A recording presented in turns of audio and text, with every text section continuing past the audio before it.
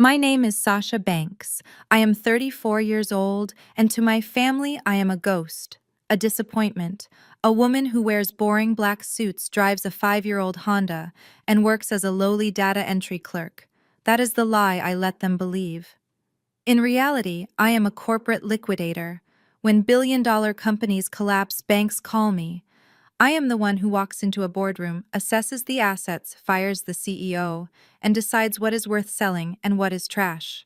I am cold, I am efficient, and I am very, very wealthy. But my family sees none of that. To Reverend Thomas and First Lady Lucinda, image is everything, and I simply did not fit the picture. The night of the anniversary party, the humidity in Atlanta was suffocating, but it was nothing compared to the cold knot in my stomach as I pulled up to the Ritz-Carlton. I had paid for this entire event.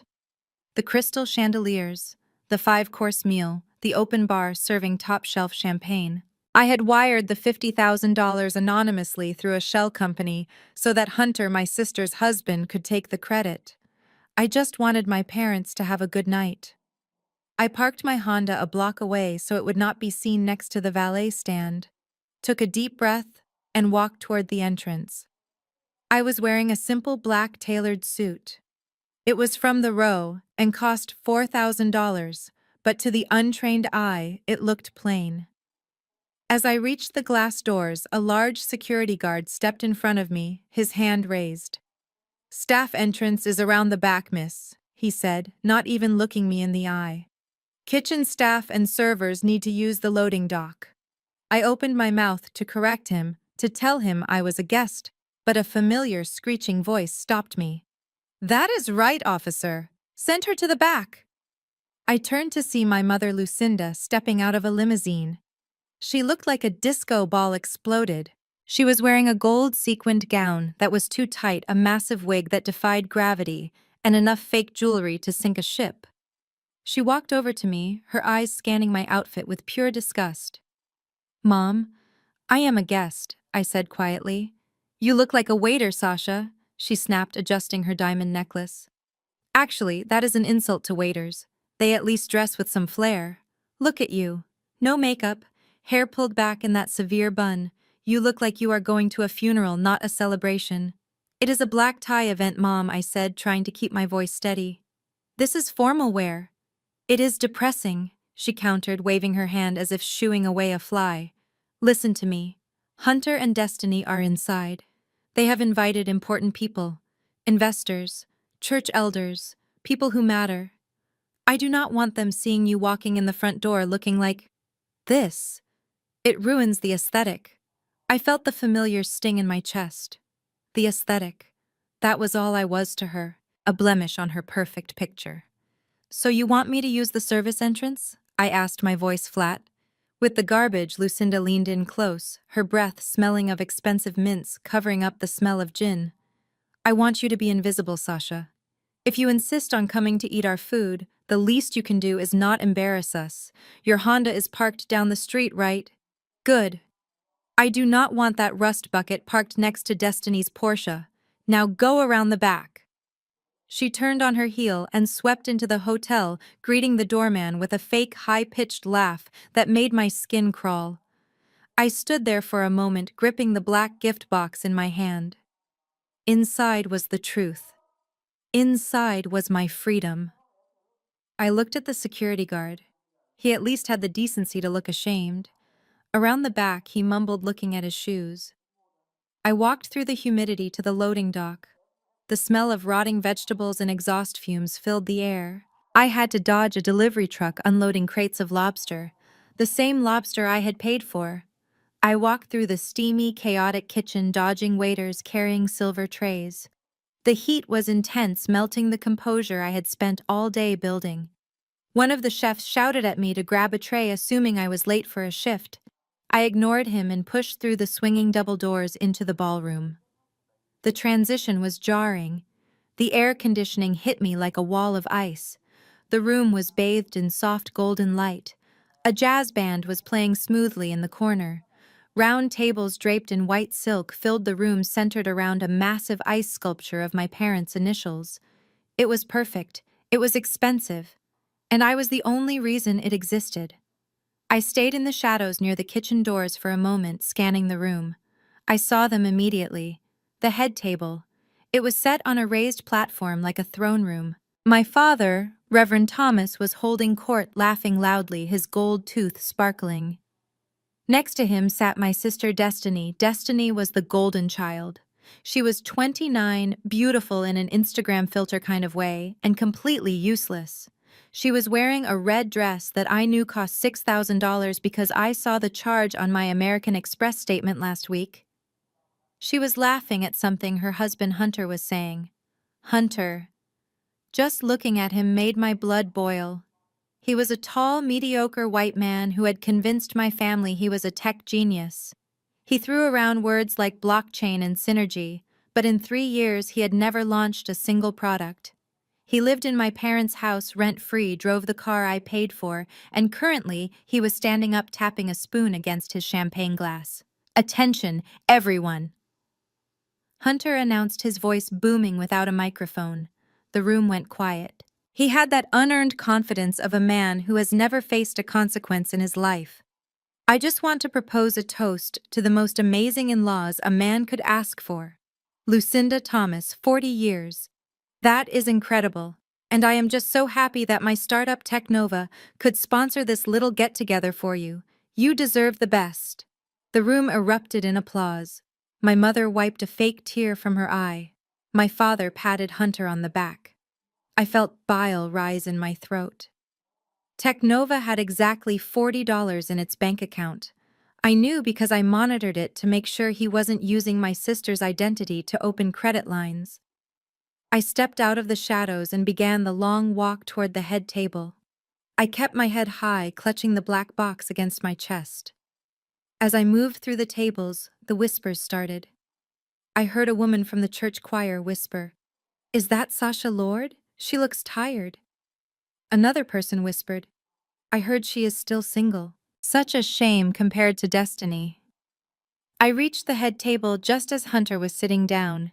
He looked up and his smile instantly vanished, replaced by a look of sneering amusement. "Well, well, look who finally decided to show up," Hunter said loud enough for the nearby tables to hear. He leaned back in his chair, swirling his champagne. "We were starting to think you got lost on the bus." I ignored him and looked at my parents. "Happy anniversary," I said, my voice steady. My father didn't even look at me. He was busy inspecting a spot on his fork. "You are late, Sasha. And you came in through the kitchen. I saw you come out the service doors. Mom told me to," I said. Lucinda glared at me. "I told you to use the discreet entrance. Do not make it sound like I banished you. Sit down somewhere." "Not here. This table is for family and VIPs.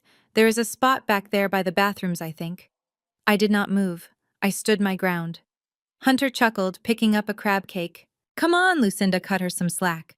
"Sasha probably needs a good meal." "I heard you were late on your rent again, Sasha. What happened?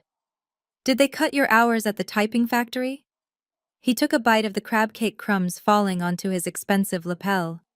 "Don't worry about it. Tonight is on me. Eat as much as you want. Pack a doggy bag for tomorrow. I know how it is when you are struggling. We don't want you starving in that basement apartment of yours." The table erupted in laughter. My sister Destiny touched Hunter's arm, giggling. "Oh, stop it, baby. You are so bad." Then she turned to me, flashing the 3-carat diamond ring on her finger. The ring I had paid for when Hunter claimed he was short on cash and would pay me back next week. That was 2 years ago. "You really should learn from Hunter, Sasha." "Destiny," said her voice dripping with fake sympathy. "He is so ambitious. A provider. Maybe if you fixed yourself up a bit, you could find a man who could take care of you so you wouldn't have to be such a burden on Mom and Dad." A burden. The word hung in the air. I looked at my mother. She was sipping her wine, refusing to meet my eyes. I looked at my father. He was nodding in agreement with Destiny.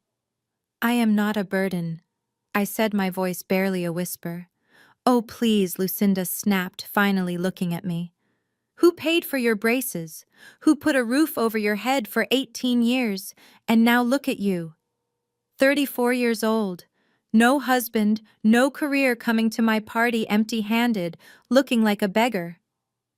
I am not empty-handed, I said.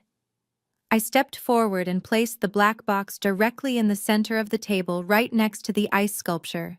The heavy cardstock made a solid sound against the tablecloth. My father picked up his microphone again. "Oh, what is this? Let us see what our daughter has scraped together. Hopefully, it is not another homemade coupon book like when she was 10.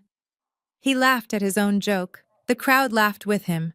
They were expecting a blender, maybe a picture frame. They were expecting the desperate offering of a failure trying to buy love. "Open it," I said. Lucinda reached out her long acrylic nails, tapping on the lid.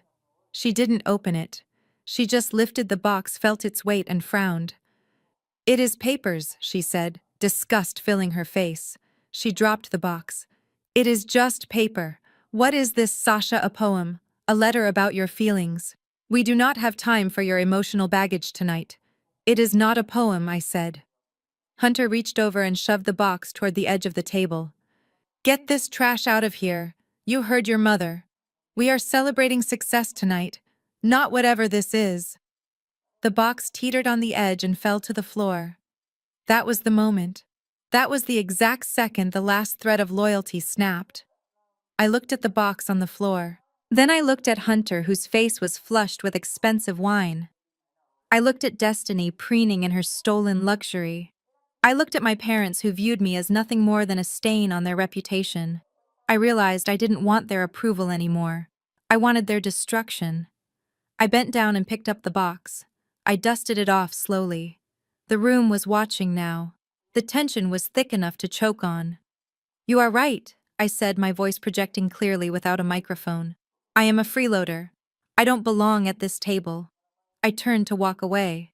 And Sasha Hunter called out, "Do not forget to validate your parking." "Oh wait, you parked on the street to save $5, didn't you?" I stopped. I turned back one last time. "Enjoy the lobster, Hunter," I said. "It is the last expensive meal you will ever eat." I walked out of the ballroom past the stunned silence of the guests and pushed through the double doors. As soon as I was in the hallway, I pulled out my phone. My hands were not shaking. I was perfectly calm. I dialed the number for my personal banker.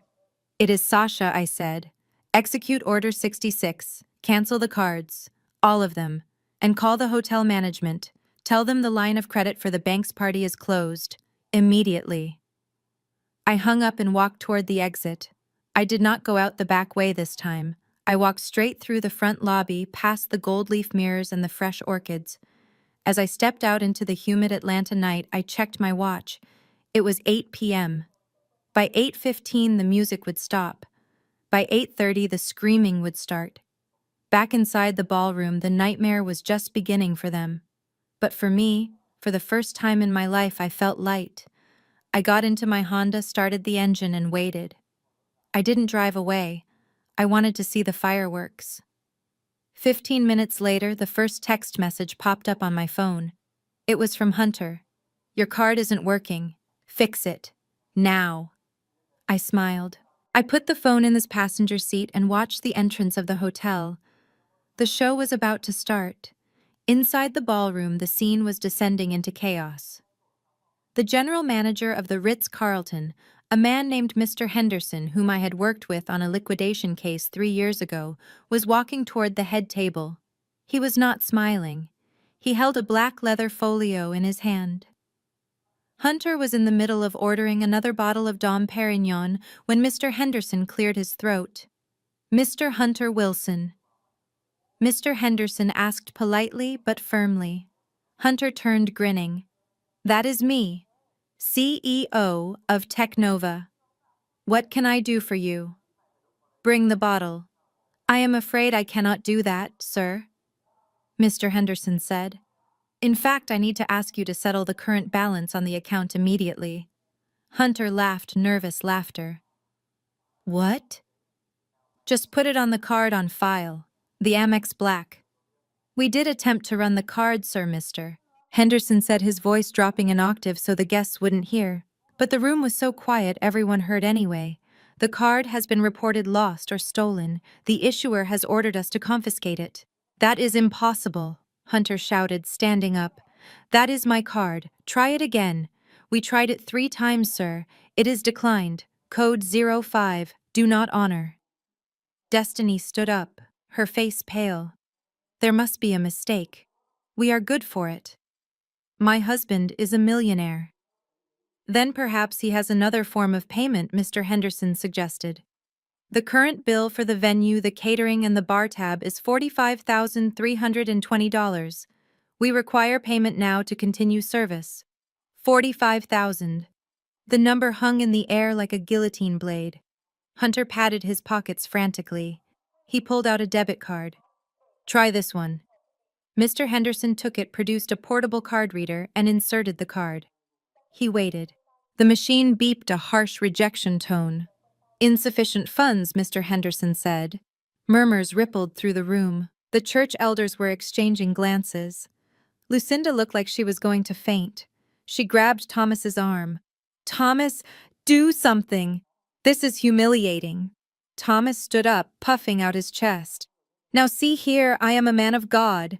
This is my anniversary. How dare you disrupt this celebration? We will pay you tomorrow. We are the Banks family.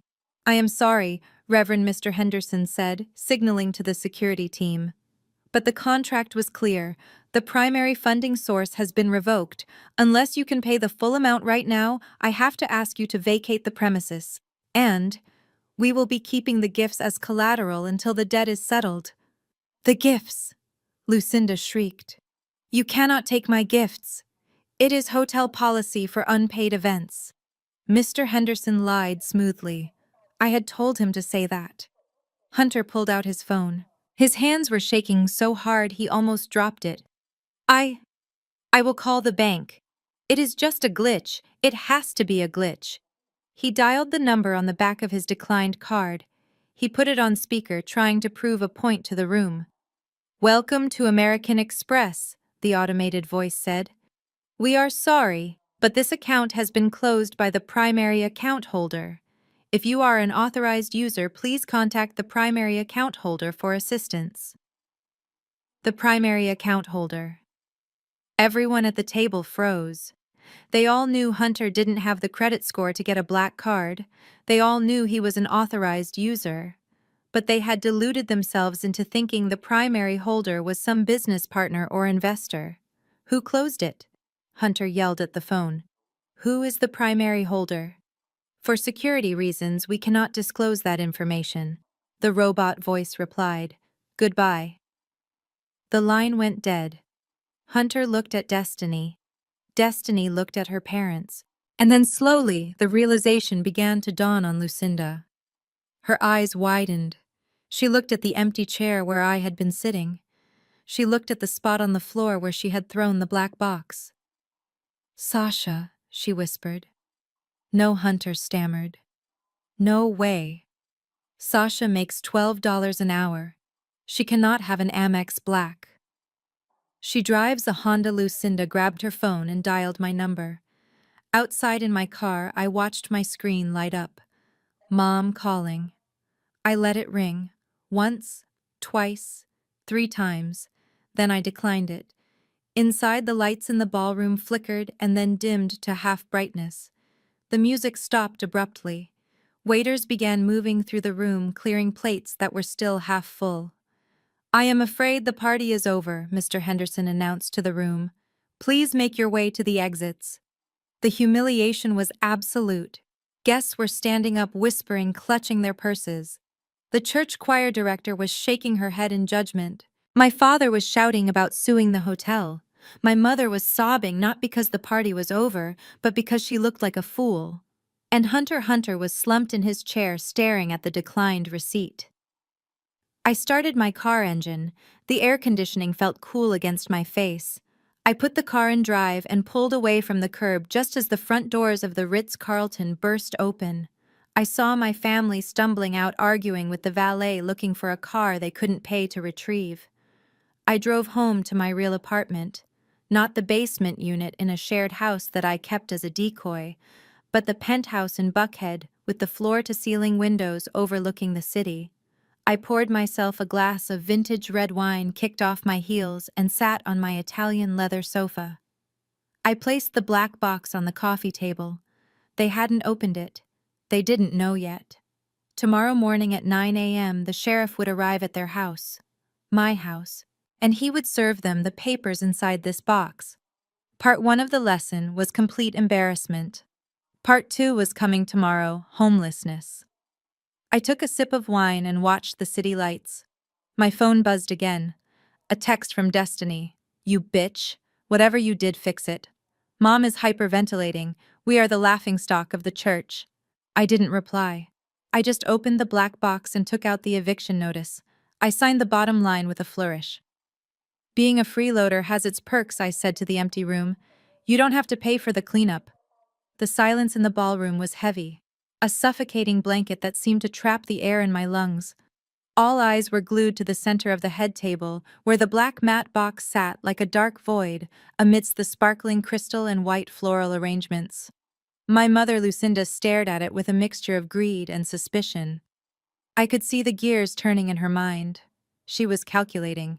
Maybe it was a key to a used car. Maybe it was a check. Maybe, just maybe, her disappointing daughter had finally scraped together enough savings to buy her the diamond tennis bracelet she had been hinting at for months.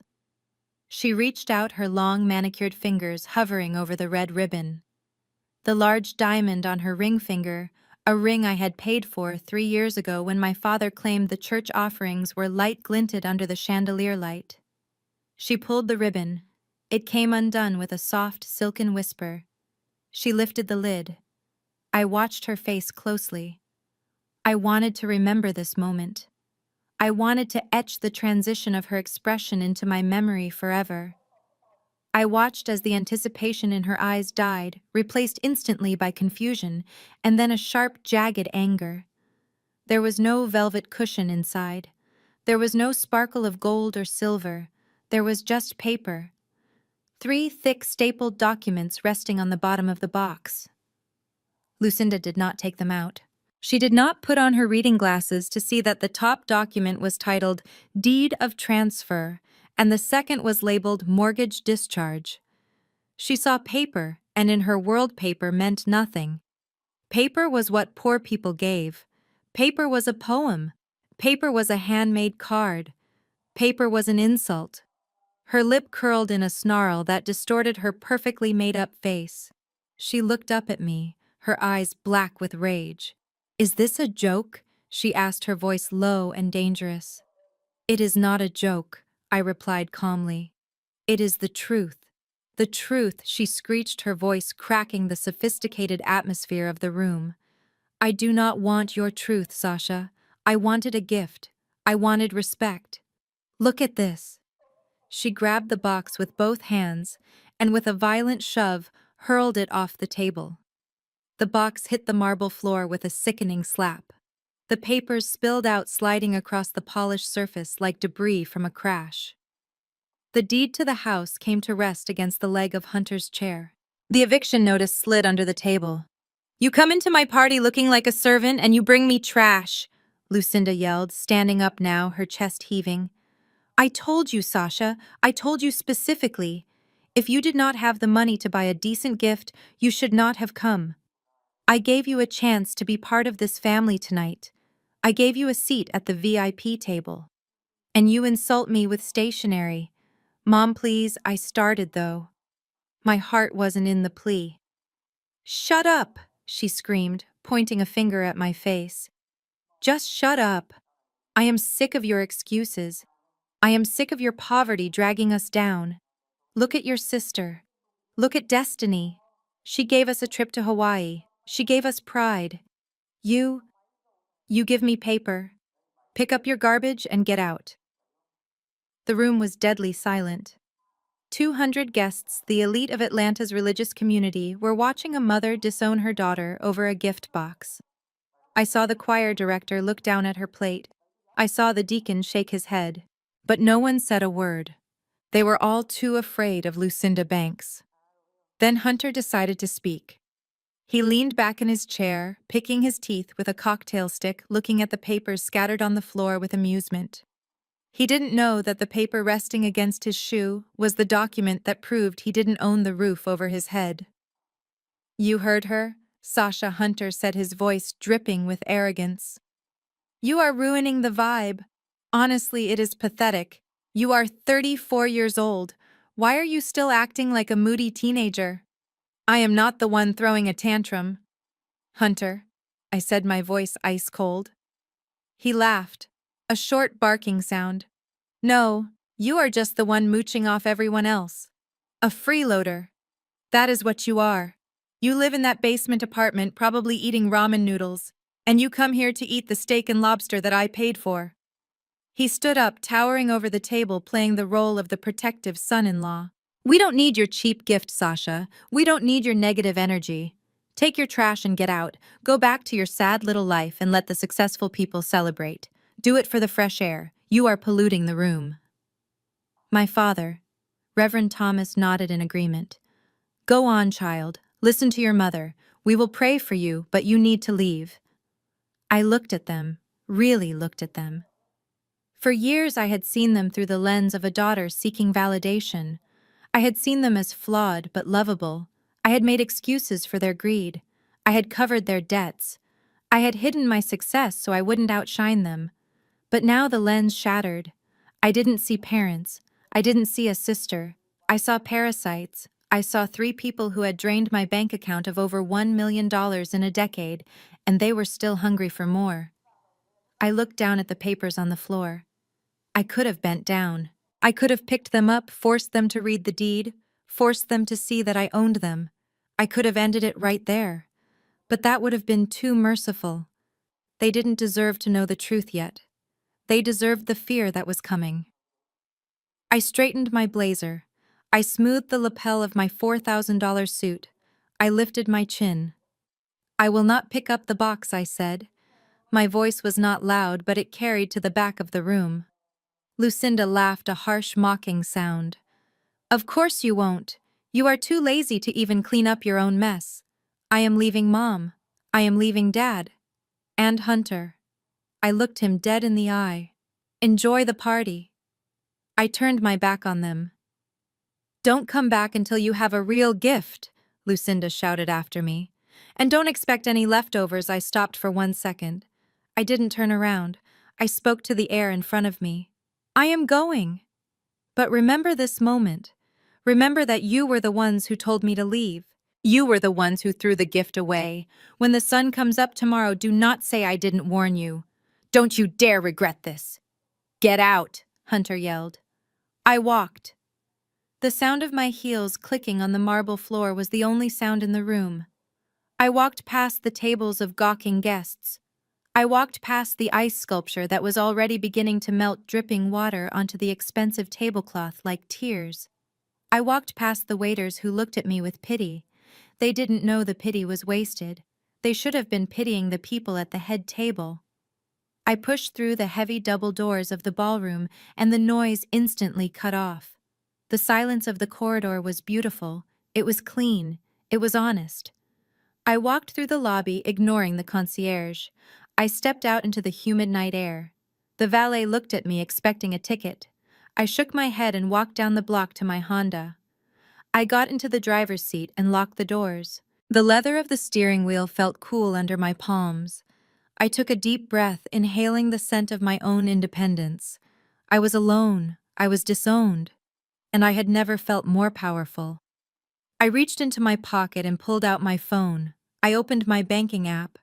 I navigated to the authorized users section. There it was, the Platinum business account. The account that funded the venue, the account that paid for the catering, the account that Hunter was currently using to buy rounds of drinks for the entire room. My thumb hovered over the red button that said, "Suspend all activity." I didn't hesitate. I didn't flinch. I thought about the box on the floor. I thought about the word freeloader. I pressed the button. A small loading circle spun for a second, and then a green checkmark appeared. Card suspended. I tossed the phone onto the passenger seat and started the engine. As I pulled away from the curb, I looked in the rearview mirror at the glowing lights of the Ritz-Carlton. Inside, the credit card terminal was about to decline. Inside, the music was about to stop. The freeloader had just cut the power. 15 minutes after I drove my Honda away from the Ritz-Carlton, the atmosphere inside the Crystal Ballroom had shifted from celebratory to gluttonous. Without my presence to serve as a reminder of reality, my family had indulged in their delusion of grandeur. Hunter, my brother-in-law, was acting like a king on his coronation day. He had ordered 3 more bottles of Dom Perignon, the vintage reserve that cost $2,000 a bottle. He was laughing loudly, his arm draped over the back of his chair, while my sister Destiny fed him a chocolate-covered strawberry. My parents, Reverend Thomas and Lucinda, were beaming clinking glasses with the city councilman they were trying to impress. They truly believed they had won. They believed they had successfully bullied the family scapegoat into silence and were now free to enjoy the fruits of their cruelty. But the bill always comes due. At 8:15, exactly, the heavy double doors of the ballroom swung open. This time, it was not a waiter carrying a tray of appetizers. It was Mr. Henderson, the hotel general manager. He was flanked by 2 large security guards who looked more like linebackers than hospitality staff. Mr. Henderson held a black leather folio in his hand, and his face was set in a grim line that spelled disaster. The jazz band was in the middle of a saxophone solo when Mr. Henderson approached the head table. He did not wait for a break in the conversation. He walked straight up to Hunter, who was in the middle of a boastful story about his imaginary tech empire. "Mr. Wilson," Mr. Henderson said, his voice cutting through the laughter like a knife. "We need to settle the account. Now." Hunter looked up, annoyed. His face was flushed with alcohol and arrogance. "Not now, Henderson. Can't you see I am entertaining? Just put it on the tab. I told you, run the card on file at the end of the night." Mr. Henderson did not blink. "I am afraid that is no longer an option, sir. The card on file has been flagged. We require immediate payment for the services rendered up to this minute." Hunter rolled his eyes and let out an exaggerated sigh for the benefit of the guests. He reached into his suit jacket pocket and pulled out the heavy black American Express card. It was the Centurion card, the ultimate status symbol, the card that I had worked 80-hour weeks to qualify for. The card that Hunter carried around like a golden ticket, even though his name was only on it as a secondary user. "Fine," Hunter snapped, thrusting the card at the manager. "Here, run it again, and add a $5,000 tip for yourself so you can stop bothering me." My mother, Lucinda, chuckled. "Oh, Hunter, you are too generous. These people are just doing their job even if they are rude about it." Mr. Henderson took the card. He produced a portable payment terminal from his pocket. He inserted the black metal card. The entire table went silent watching the transaction. It was a performance of wealth, and they were the stars. The machine beeped. It was a sharp, discordant sound. A red light flashed on the top of the terminal. Mr. Henderson looked at the screen, then looked at Hunter. "Declined," he said flatly. Hunter laughed. "That is impossible. It is a black card. There is no limit. You probably have a bad Wi-Fi connection in here. Try it again." Mr. Henderson removed the card, wiped the chip on his sleeve, and inserted it again. The silence at the table was growing thicker. My father Thomas stopped chewing his steak. Destiny lowered her wine glass. Beep, red light, declined. Mr. Henderson repeated, "The code is 05. Do not honor." Hunter stood up, knocking his napkin off his lap. He was starting to sweat now. Tiny beads of perspiration were forming on his forehead. "Give me the machine. You are doing it wrong." He snatched the terminal from the manager's hand. He jammed the card in himself. He stared at the screen, willing it to work. He tapped the enter button aggressively. Processing, the screen read. Then after 3 agonizing seconds, the message changed. "Refer to issuer. Pickup card." Hunter stared at the words, unable to comprehend them. Pickup card. What does that mean? "It means," Mr. Henderson said, taking the machine and the card back from Hunter's trembling hands, that the primary account holder has reported this card as compromised and has ordered the bank to seize it. This card is now the property of the bank, and I am instructed to destroy it." "Destroy it!" Hunter shouted. "You cannot destroy my card." "That is my card, mister." Henderson calmly took a pair of scissors from his pocket and cut the black metal card in half. The sound of the metal snapping echoed in the silent room. He dropped the pieces onto the white tablecloth next to the half-eaten lobster. Now Mr. Henderson continued, his voice dropping an octave, becoming dangerous. "We have a problem, Mr. Wilson. You have consumed $45,320 worth of food, alcohol, and venue rental. We have also prepared the next round of champagne you ordered. Since the primary funding source has been revoked, I need another form of payment. Immediately, or I will have to escort you out." Hunter looked around the room. The guests at the nearby tables were staring. The whispers were starting again, louder this time. "Is he broke? Did his card get declined?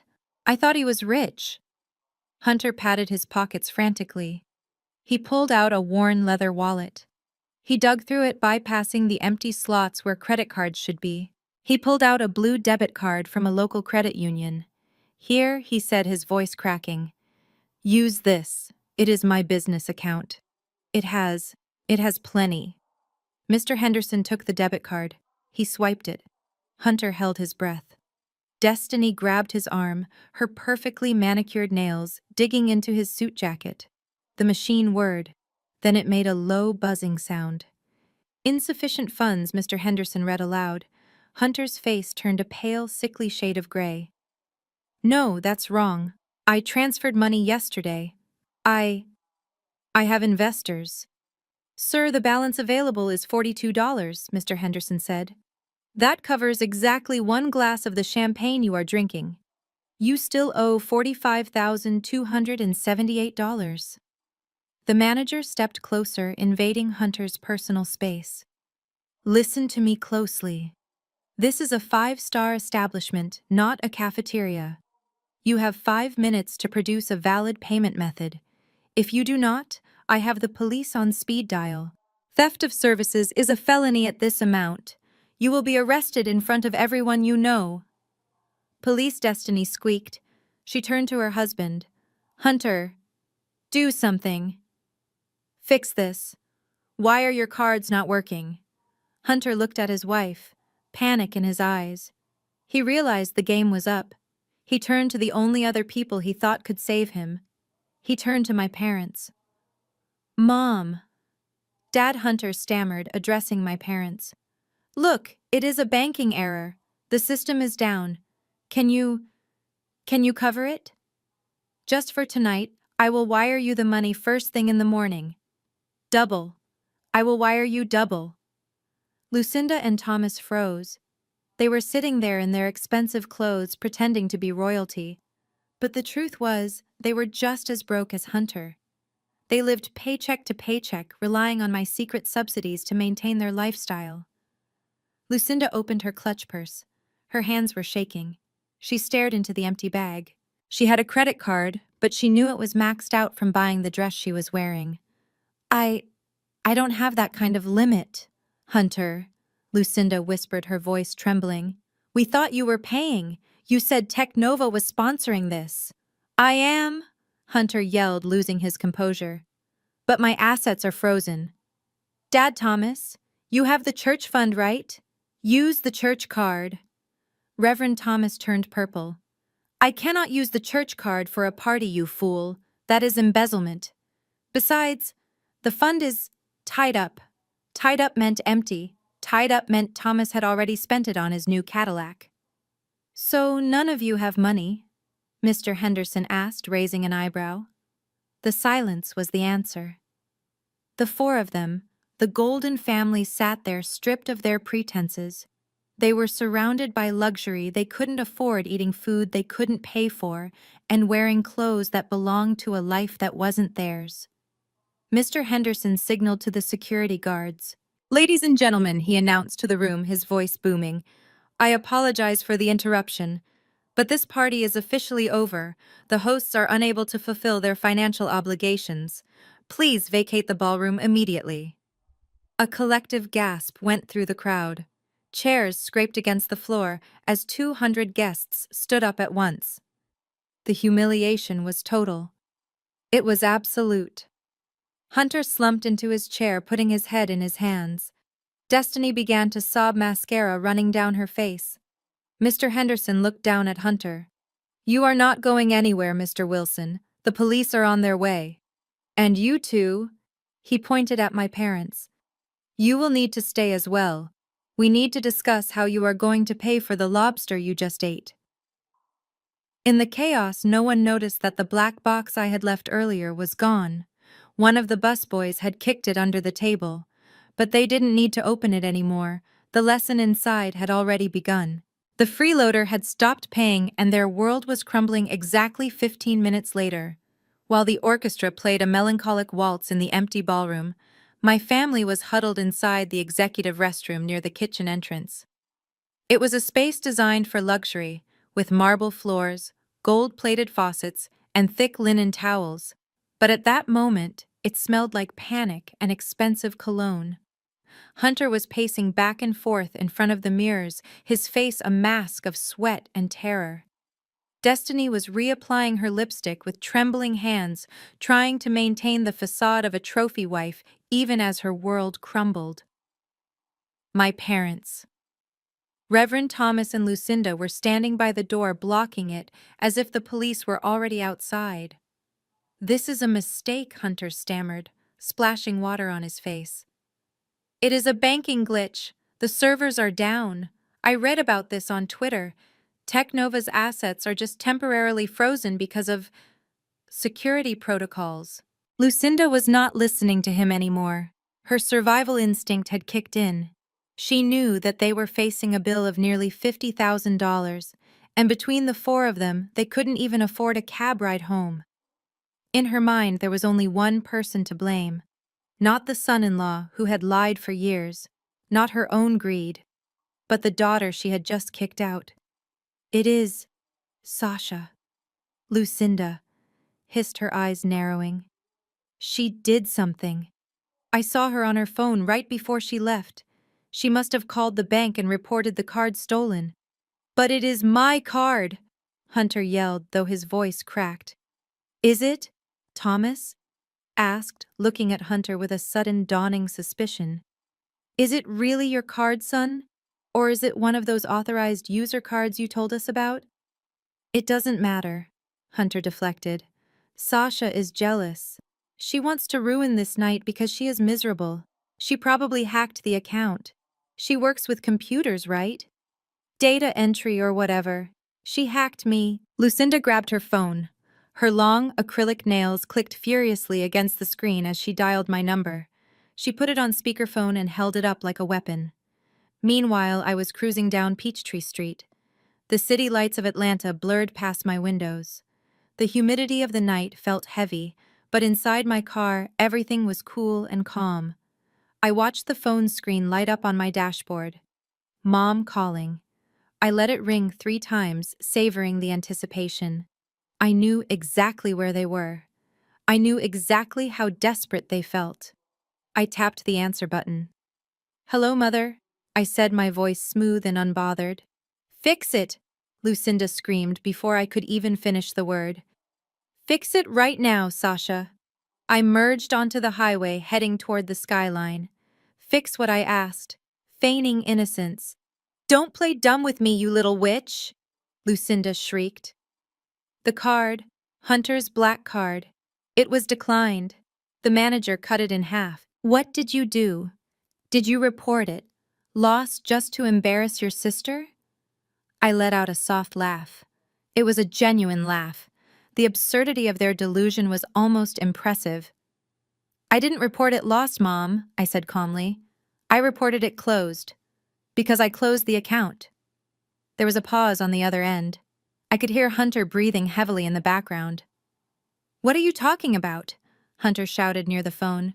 "You can't close my account. I am the CEO."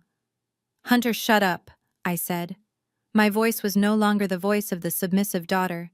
It was the voice of the corporate liquidator. You are not a CEO. You are an unemployed gambler. And that American Express Centurion card, it is not yours. It never was. Liar, Destiny yelled. I bought my Porsche with that card. Yes, I said, you did. And who do you think paid the bill every month? Destiny, did you ever see a bank statement? Did you ever wonder why the bills never came to your house? Because Hunter handles the finances. Destiny cried out, though her voice wavered with uncertainty. I handle the finances, I corrected her. Every dinner, every vacation, every designer bag. That card is a supplementary card linked to my primary business account, the Sasha Banks Holdings account. I have been paying for your lives for 3 years. Silence. Absolute stunned silence filled the bathroom on the other end of the line. For a moment, the only sound was the hum of my tires on the asphalt. Then the denial set in. The psychological barrier that protected their egos was too thick to be broken by simple facts. They couldn't accept that the daughter they despised was the source of their survival. It would mean admitting they were wrong. It would mean admitting I was superior. And that was impossible. You are lying, Lucinda spat, her voice dripping with disdain. You make $12 an hour, Sasha. You drive a Honda. You live in a basement. You are just trying to take credit for Hunter's success because you are jealous. You probably called the bank and pretended to be his wife. That is identity theft, I sighed. I am driving a Honda because I am smart with money, unlike you. And I am driving it to my penthouse at the St. Regis, not a basement. But believe what you want. Reverend Thomas finally spoke. His voice boomed through the speaker using the tone he reserved for scolding sinners in his congregation. Sasha Marie Banks, that is enough. I do not know what game you are playing, but it ends now. We are your parents. We are God's anointed. You are embarrassing us. Now, I am going to give you one chance to redeem yourself. I rolled my eyes. The audacity was breathtaking. Turn that car around, Thomas commanded. Come back here. Put down a valid credit card. Apologize to Hunter for causing this scene, and maybe, just maybe, we will let you sit at the table for dessert. Do not make me tell the church about your wickedness. I listened to his words. I listened to the arrogance of a man who was moments away from being arrested for theft of services. He truly believed he still held power over me. He thought the threat of exclusion was a weapon, not realizing I had already walked out of the prison he built. Are you finished? I asked. Come back here now, Sasha Thomas yelled. Or you are no longer my daughter. I smiled. A cold, hard smile. Dad, I said softly, I haven't been your daughter for a long time. I have just been your ATM. And the machine is out of order. But, Lucinda started to protest. Goodbye, I said. And good luck with the police. They take credit card fraud very seriously. I pressed the red button on my steering wheel. The call ended. The silence in the car was sweet. I was not done yet. I picked up my phone again. I scrolled through my contacts until I found the name Mr. Henderson, Ritz-Carlton GM. I tapped out a text message. My fingers flew across the screen. Mr. Henderson, I wrote, the individuals in the bathroom are not authorized to use any of my accounts. They have no means to pay. Please proceed with standard protocol for theft of services. Do not show leniency. Press charges if necessary. It is the only way they will learn. I hit send. I watched the message status change from delivered to read. A moment later, 3 dots appeared. Then a simple reply. Understood, Ms. Banks. Security is moving in. I put the phone down and turned up the music. Jay-Z's The Story of O.J. filled the car. Back at the hotel, the bathroom door was about to be kicked open. My family was still in there arguing, blaming me, convinced that if they just yelled loud enough, reality would bend to their will. They were wrong. Reality had just arrived, and it was wearing a security uniform and carrying handcuffs. The illusion was over. The nightmare had begun. and I was driving straight toward the best night of sleep I had had in 10 years. The elevator ride to the 45th floor of the St. Regis residences was the first moment of peace I had experienced all day. The doors slid open with a soft chime, revealing not a hallway, but the private foyer of my penthouse. I stepped onto the heated limestone floors and kicked off my heels. I walked into the living room where the floor-to-ceiling windows offered a panoramic view of the Atlanta skyline. Down there, amidst the humidity and the noise, my family was currently imploding. Up here, the air was cool, scented with white tea and thyme, and the only sound was the hum of the Sub-Zero wine fridge. I walked over to the wet bar and poured a glass of sparkling water. I caught my reflection in the glass. For the first time that night, I did not see the hunch-shouldered, apologetic woman I pretended to be. I saw the real Sasha Banks. My family thought I did data entry. They thought I was a low-level clerk who spent her days typing numbers into spreadsheets for $12 an hour. It was a convenient lie. It allowed them to pity me. It allowed them to feel superior. And most importantly, it stopped them from asking for even more money than they already stole. In reality, I am a liquidator. I work for a private equity firm that specializes in distressed assets. When a company is failing, when the CEO has embezzled the funds or the market has crashed, they call me. I am the one who walks in, looks at the books, and decides who gets fired and what gets sold. I have dissolved tech startups, stripped manufacturing plants, and restructured international conglomerates. My commission on a single deal is more than my father makes in 10 years of preaching. I am ruthless. I am efficient. And I am ghost.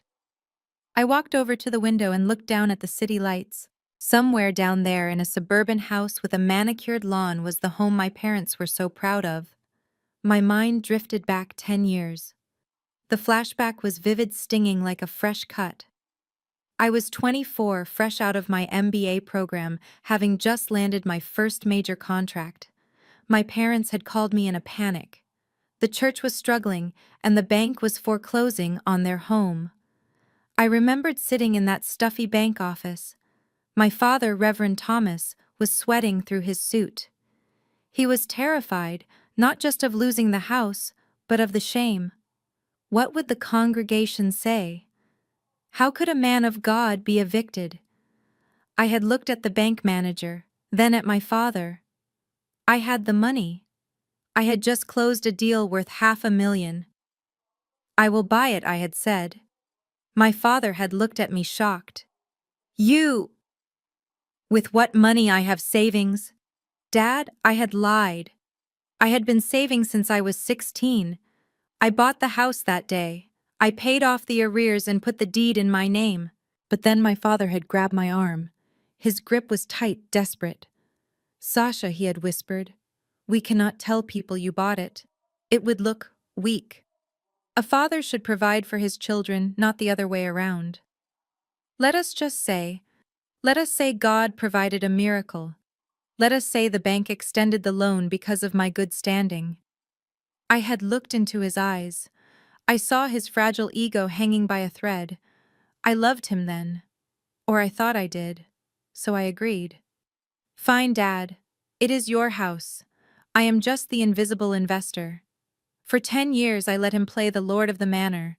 I let him brag about his property value. I let him scold me for not owning real estate while I held the deed to his bedroom in my safe deposit box.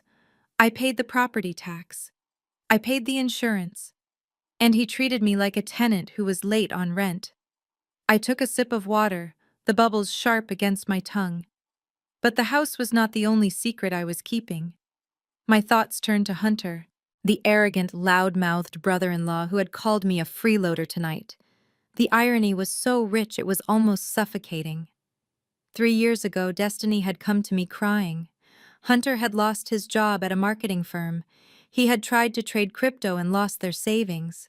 Destiny was pregnant and she was terrified of the humiliation. She begged me to help, but she made me promise not to tell Mom and Dad. She needed Hunter to look successful. So I made a deal with the devil. I created a shell company. I hired Hunter as a consultant.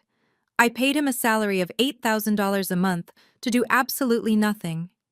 He sent me reports that I never read. He thought he was a genius strategist. In reality, he was on adult welfare and I was the state. Every suit he wore I paid for. Every time he took Destiny out to dinner and posted it on Instagram with the hashtag #BossLife, I was the one footing the bill. And tonight he had stood up in front of 200 people and mocked me for being poor. He had bitten the hand that fed him, not realizing that hand was the only thing keeping him from the unemployment line. The betrayal was total. It wasn't just greed, it was the lack of respect.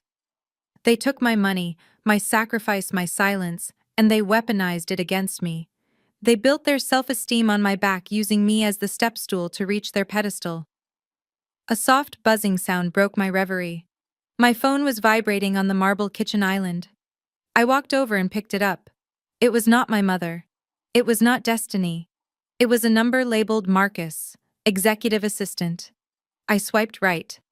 Ms. Banks. Marcus's voice was crisp and professional. I apologize for the late hour. I am just confirming the instructions you sent via text. Go ahead, Marcus, I said. We have successfully frozen the primary Amex Centurion account. We have also placed a hold on the supplementary cards issued to Hunter Wilson and Destiny Wilson. The notification has been sent to the credit bureaus. Their scores will drop approximately 150 points by morning due to the sudden closure of a high-limit account. Good, I said. What about the vehicle? The Range Rover and the Porsche are both leased under your holding company, Marcus continued. I have contacted the repossession agency. They have located the Porsche at the Ritz-Carlton Valet. The Range Rover is parked at the residence on Elm Street. Drivers are en route. They should be secured within the hour. Excellent. And the house, I have drafted the eviction notice as per the state laws regarding owner-occupied properties with non-paying tenants. Since there is no formal lease agreement and no rent has been paid in over 60 days, we are filing for immediate removal. The Sheriff's Department has been notified to serve the papers at 9 a.m. tomorrow. There was a pause. Marcus, who had been with me for 5 years and knew my family history, broke his professional demeanor for a second. Ms. Banks, are you sure this is extensive? I looked out the window again. I imagined Hunter trying to pay for a cab with a declined debit card. I imagined my mother's face when she realized the party was over. I have never been more sure of anything in my life, Marcus, I said. They called me a freeloader. I am just proving them right. If I am a freeloader, then I certainly can't afford to pay for their lives anymore. Understood, Marcus said. I will execute everything immediately. Have a good evening, Ms. Banks. The line went dead. I set the phone down. The apartment was quiet, but it wasn't lonely. It was the silence of a battlefield after the general has given the order to fire. The missiles were in the air. The impact was inevitable. I walked into my bedroom, which was larger than my parents' entire ground floor. I opened my walk-in closet. I pushed aside the rack of plain, boring clothes I wore to family gatherings, the costumes of the poor relation. I ran my hand over the silk and cashmere of my real wardrobe. Tomorrow, I would not wear black. Tomorrow, when the sheriff arrived, I would wear red. I went to the bathroom and started the water for a bath. I poured in expensive bath salts. I watched the steam rise. For 10 years, I had been holding my breath, trying to be small enough to fit into their box. Tonight, I had exploded the box. I slipped into the water and closed my eyes. The water was warm. The city was bright. And the freeloader was finally free. The sun rose over Atlanta with a cruel brightness that morning, exposing everything that the night usually hid. At 9 a.m., a yellow taxicab pulled up to the curb of the sprawling colonial estate on Elm Street. It was not the black limousine my family was used to. It smelled of stale cigarette smoke and pine air freshener. The back door opened and out stepped the remnants of the Banks dynasty. My mother Lucinda looked 10 years older than she had the night before. Her wig was slightly askew and her earlobes were bare. The 3-carat diamond earrings she never left the house without were currently sitting in a safe at the Ritz-Carlton, held as collateral against a $45,000 debt. My father, Reverend Thomas, climbed out next. His wrist felt light. His gold Rolex, the one he preached about as a sign of God's favor, was also gone, left behind on a velvet tray in the manager's office. Hunter and Destiny dragged themselves out of the back seat.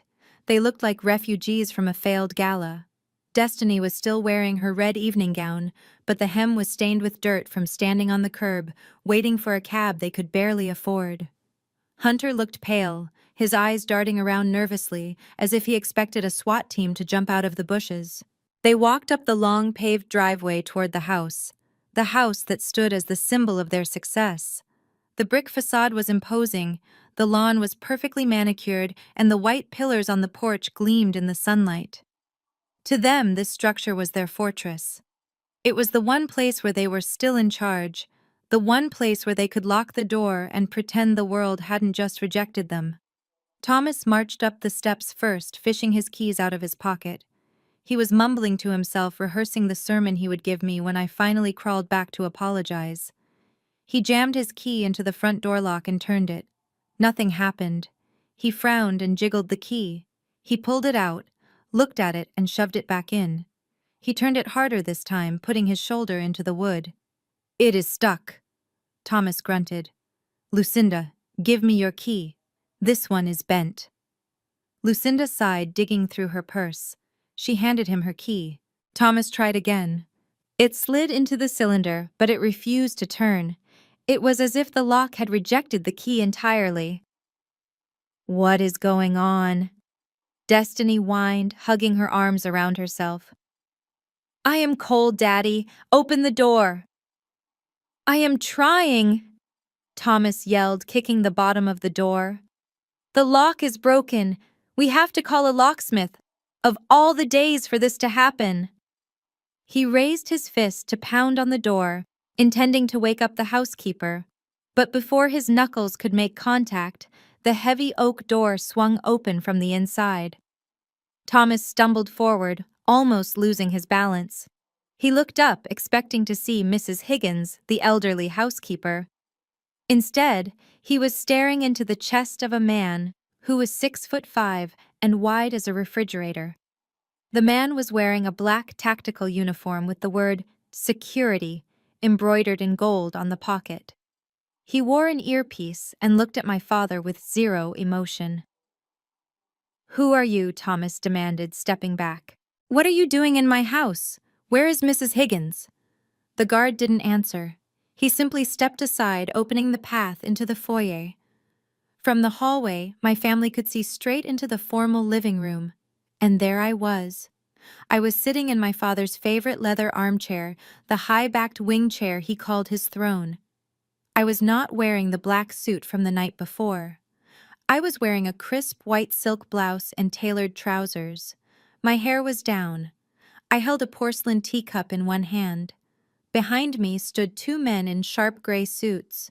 They held briefcases and looked like the kind of lawyers who charge $1,000 an hour just to breathe your air. Sasha Lucinda gasped, stepping into the foyer. "What are you doing here? And who are these people? Why is there a bouncer at our door?" I took a slow sip of tea, Earl Grey hot. I set the cup down on the saucer with a deliberate clink. "Welcome home," I said softly. I hope the cab ride wasn't too bumpy. Lucinda's shock instantly morphed into that familiar blinding rage. She saw me sitting in her house drinking her tea, looking like I owned the place, and something in her snapped. She forgot about the guard. She forgot about the lawyers. She only saw the daughter she had humiliated 12 hours ago. "You little witch," Lucinda screamed, dropping her purse. "You changed the locks. You locked us out of our own house. How dare you get out? Get out right now!" She lunged at me. Her hands were clawed, ready to scratch the smile off my face. She crossed the Persian rug in 3 strides, screaming obscenities that would make a sailor blush. But she never reached me. The security guard moved with terrifying speed. He stepped in front of Lucinda, putting up a single hand. He didn't push her. He just created a wall that she bounced off of. "Ma'am, step back," the guard said, his voice deep and authoritative. "Do not touch Miss Banks." Lucinda stumbled back, panting. She looked at the guard, then at Thomas. "Thomas, do something." This man assaulted me. Call the police. Actually, one of the lawyers spoke up. He was a tall man with silver hair and wire-rimmed glasses. We have already notified the police of a potential disturbance. They are on standby, but I would advise you to lower your voice, Mrs. Banks. You are technically trespassing. Trespassing! Thomas roared, his face turning a dangerous shade of purple. This is my house. I built this life. I bought this house 10 years ago. My name is on the mailbox. Is it? I asked.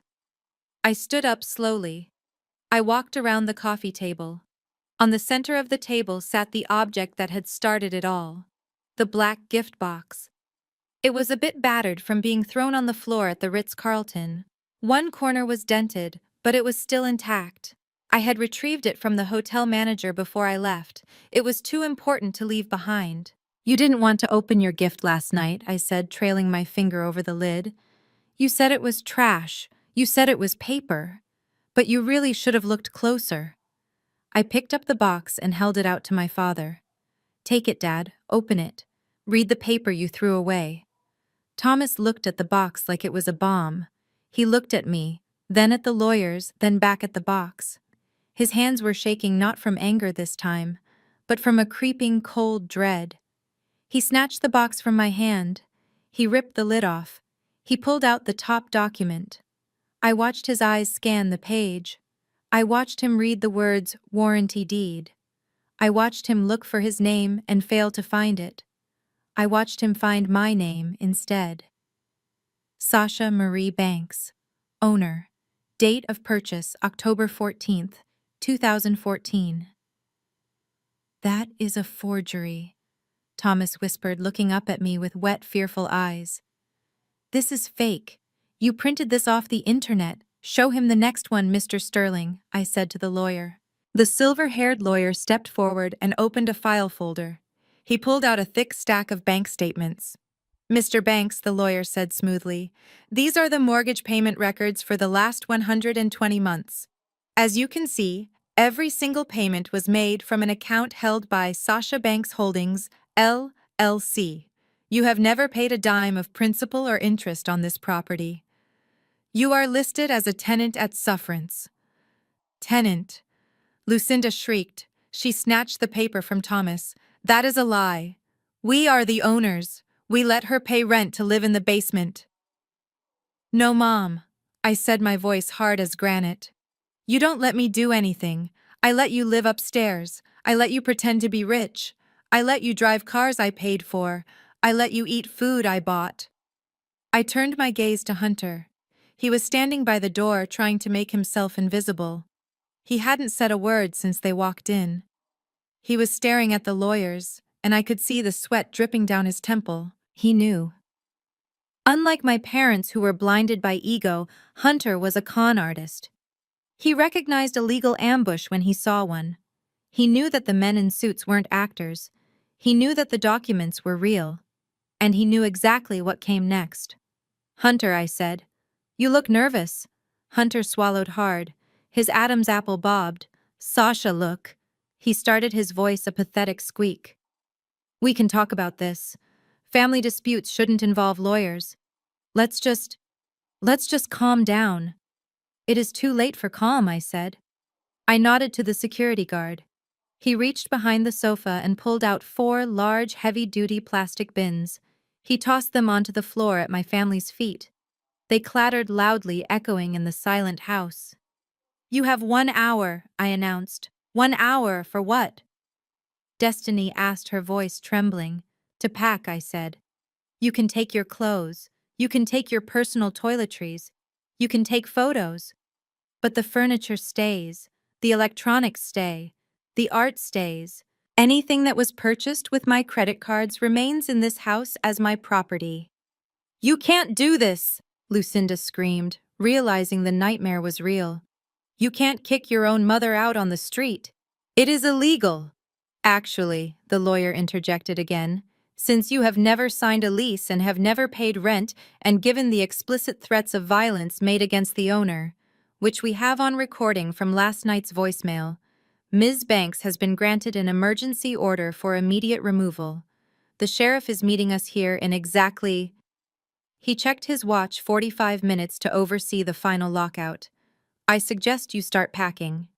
The room spun. My father collapsed onto the sofa. My mother stood frozen, her mouth open in a silent scream. Destiny began to cry, a high-pitched wail of a child who has lost her toy. But Hunter didn't cry. He looked at the plastic bin at his feet.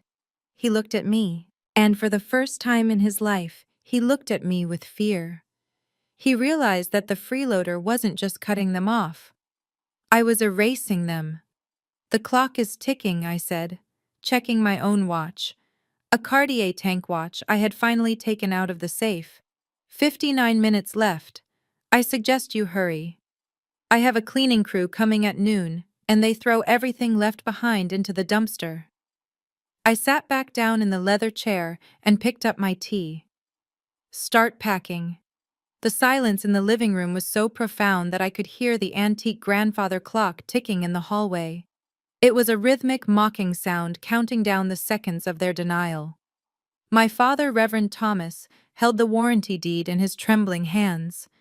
His eyes, usually so full of judgment and fire when he stood at the pulpit, were now wide with the desperate confusion of a man watching his reality dissolve. He traced the embossed seal of the county clerk.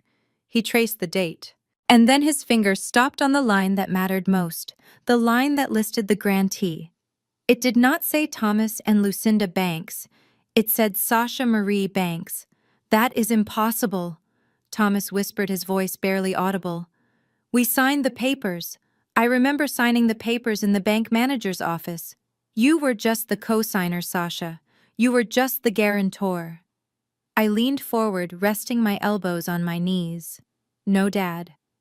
You signed the occupancy agreement. You signed a document acknowledging that you were allowed to reside in the property at the owner's discretion. You were too busy bragging about God's favor to actually read the fine print, weren't you? You assumed that because you are the patriarch, you automatically owned everything I paid for. Lucinda snatched the paper from him. She held it close to her face, squinting without her reading glasses. This is a trick, she spat. You forged this.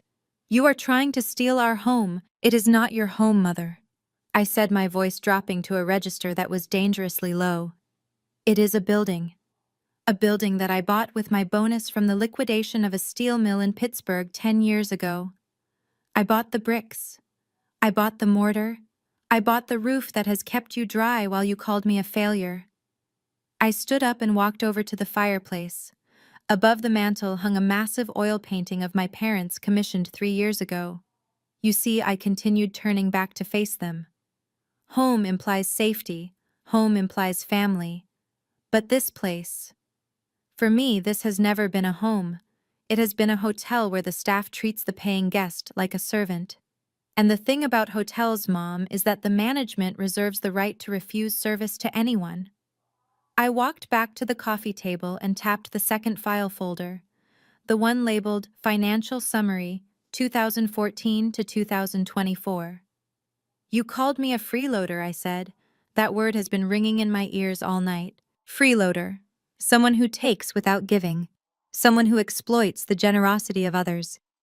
I flipped the folder open. Inside was not a single sheet of paper, but a thick bound report. It looked like a corporate audit, because that is exactly what it was. I had my forensic accounting team compile it last night while you were sleeping in my house. I picked up the report. Let us look at the receipts, shall we? I asked. If I am the freeloader, then surely this ledger will show 0 contributions from me. Surely it will show that Hunter and Dad have been carrying the weight of this family. I turned to the first tab marked Destiny. Item 1 I read aloud. The Dream Wedding at the Botanical Gardens. June 2021. Cost of venue $30,000. Catering $25,000. Custom Vera Wang dress $12,000. Flowers imported from Holland $15,000. I looked up at Destiny. She was weeping silently, mascara running down her cheeks. Total cost for the day you became Mrs. Wilson, $120,000, I stated clearly. Who paid that, Destiny? Did Hunter pay it? Destiny looked at her husband. Hunter looked at the floor. Hunter said, Hunter said his trust fund matured. She sobbed. Hunter doesn't have a trust fund, I said. Hunter has a gambling addiction. Which brings me to item 2. I flipped the page. The sound of the paper turning was sharp and loud. Item 2. Angel investment in Tech Nova. Startup, I read. Date August 2022. Amount $50,000. I looked at Hunter. He flinched as if I had hit him. You told the family you needed seed money for a revolutionary app, I said. You came to me begging. You said you would pay me back with interest in 6 months. Do you want to know where that money went? I pulled out a sub-report from the file. It was a transaction history from the MGM Grand Casino in Las Vegas and an online sports betting site. It went to the roulette wheel, Hunter, I said. You lost $50,000 in 3 weekends. You didn't build an app. You built a deficit. And who covered your rent that month so Destiny wouldn't find out? The freeloader did. Destiny gasped. She turned to Hunter and began hitting his chest with her weak fists. You gambled it. You told me the market crashed. You told me we lost the funding because of the economy. I ignored their domestic dispute and turned to the next tab. This one was marked Lucinda. My mother stiffened. She crossed her arms trying to look defiant, but her eyes were terrified. Item 3, I read. The Image Maintenance Fund. This includes the monthly stipend I transfer to your personal checking account, Mom. $3,000 a month, every month, for 10 years. I looked at the itemized list. Neiman Marcus, Saks Fifth Avenue, the wig specialist in Buckhead. You spent $3,000 a month on clothes to wear to church so you could look better than the other deacons' wives. You spent my money to buy the very outfits you wore while looking down your nose at my plain black suits. I did not know it was your money, Lucinda shouted, her voice shrill. Your father said it was a stipend from the church. I looked at Thomas. He shrank into the sofa cushions. He had been skimming the top off the church funds, yes, but he had used my money to plug the holes so he wouldn't get caught.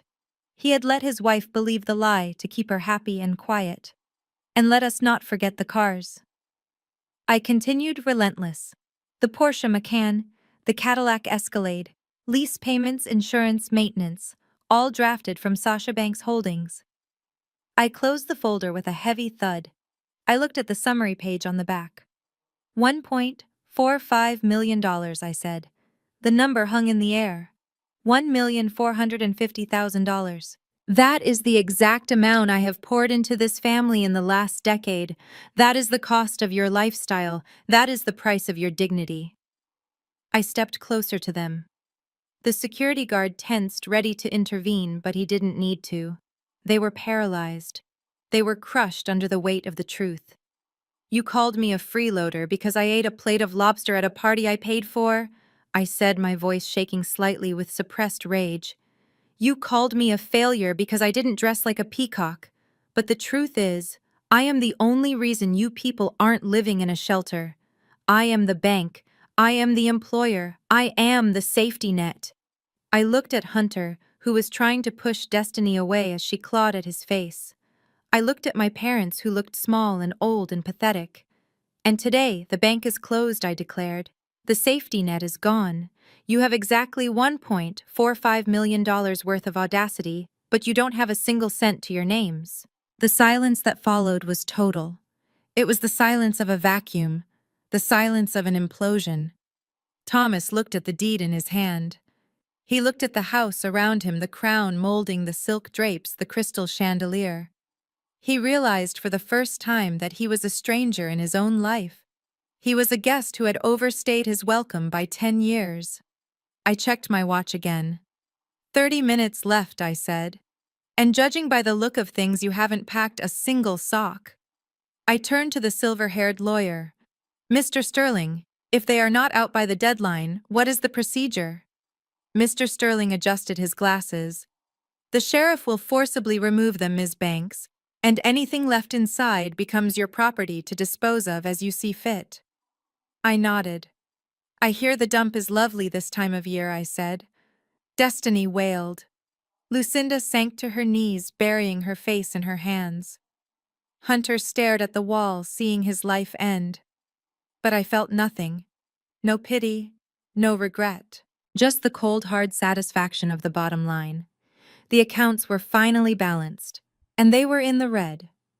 The heavy silence that followed my declaration of the $1.45 million debt was not a peaceful one. It was the suffocating pressure before a bomb detonates. My parents were slumped on the sofa looking like deflated balloons, but I was watching Hunter. I knew men like him. I had fired hundreds of them in my career. They were predators until they met a bigger predator, and then instantly they became scavengers. Hunter was staring at the financial report on the coffee table, calculating his odds. He looked at Thomas and Lucinda, two aging narcissists with zero assets. He looked at Destiny, a pampered princess with no job skills. Then he looked at me.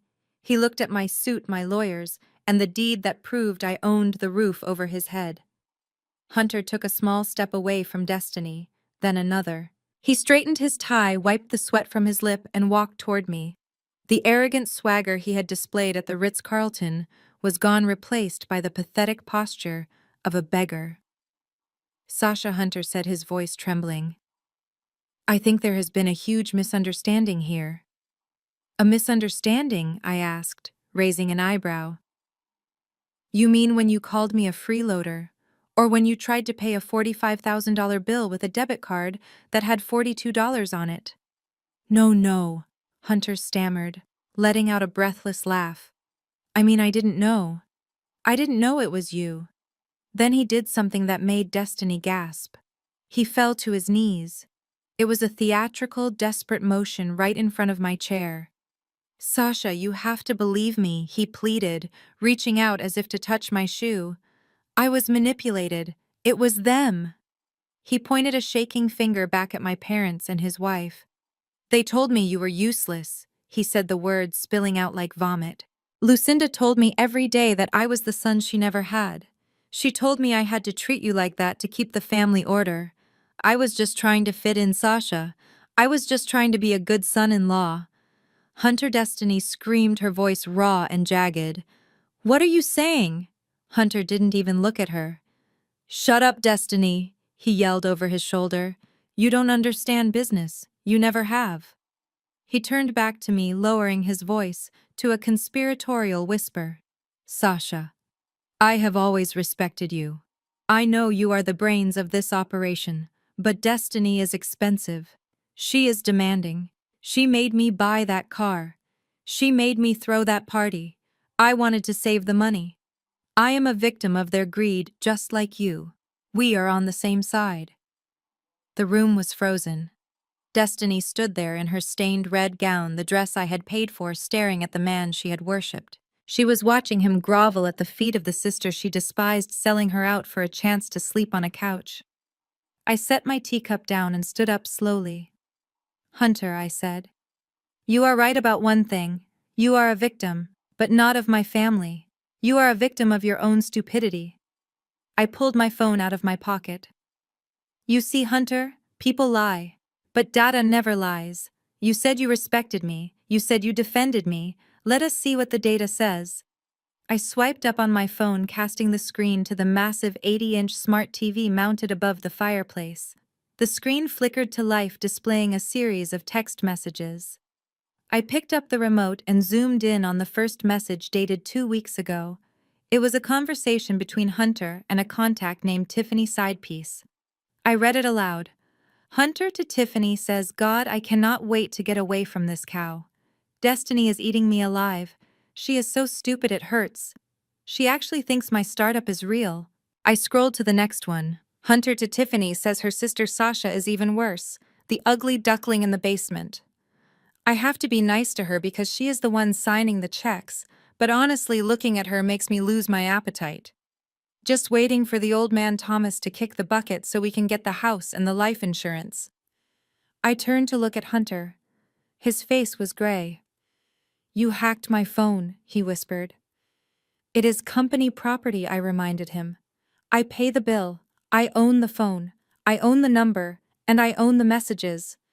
I turned to Destiny. She was not crying anymore. Her face was a mask of pure shock that was slowly transforming into rage. She looked at the screen. She read the words, cow, stupid, ugly. She read the name Tiffany. Destiny Hunter said, backing away toward the door. Baby, listen. It is fake. She photoshopped it. Destiny took off her high-heel shoe. She held it like a weapon. You called me a cow? She asked, her voice deadly quiet. You spent my sister's money on Tiffany. Baby No Hunter started. Destiny let out a scream that didn't sound human. She launched herself at him. She didn't fight like a lady. She fought like a woman who had lost everything.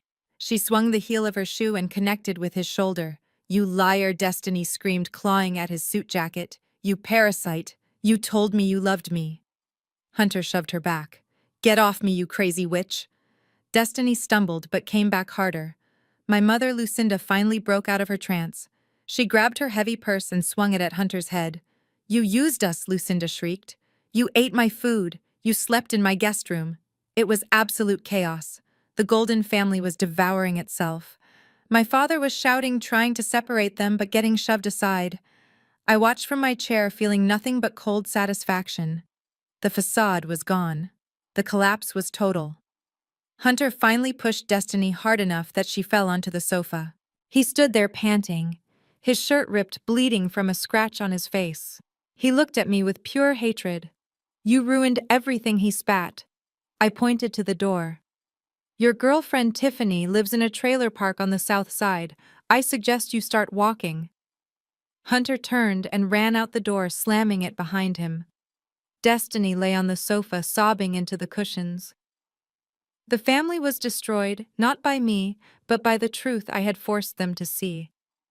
Sunday morning arrived with the heavy, suffocating humidity typical of Atlanta, but the storm brewing inside the Greater Hope Tabernacle was far more dangerous than the weather. While I sat in my penthouse reviewing the final eviction protocols with my legal team, my father, Reverend Thomas, was preparing for the performance of his lifetime. He knew he had lost the legal battle. He knew the house was gone. So he did what narcissists always do when cornered. He weaponized the only asset he had left, his reputation. I opened my iPad and navigated to the church's official Facebook page. The notification bell was already ringing. The service was being live-streamed and the caption read, "A family under attack. Please pray for Pastor Thomas." I clicked the video. The camera angle was low, looking up at the pulpit to make my father look larger than life. He was wearing his purple vestments, the color of royalty and suffering. He was not preaching from the Bible today. He was preaching from a script of pure fabrication. My brothers and sisters. Thomas bellowed, his voice cracking with practiced emotion. I stand before you today with a heavy heart, a broken heart. You know I have served this community for 30 years. You know I have given the shirt off my back to the poor.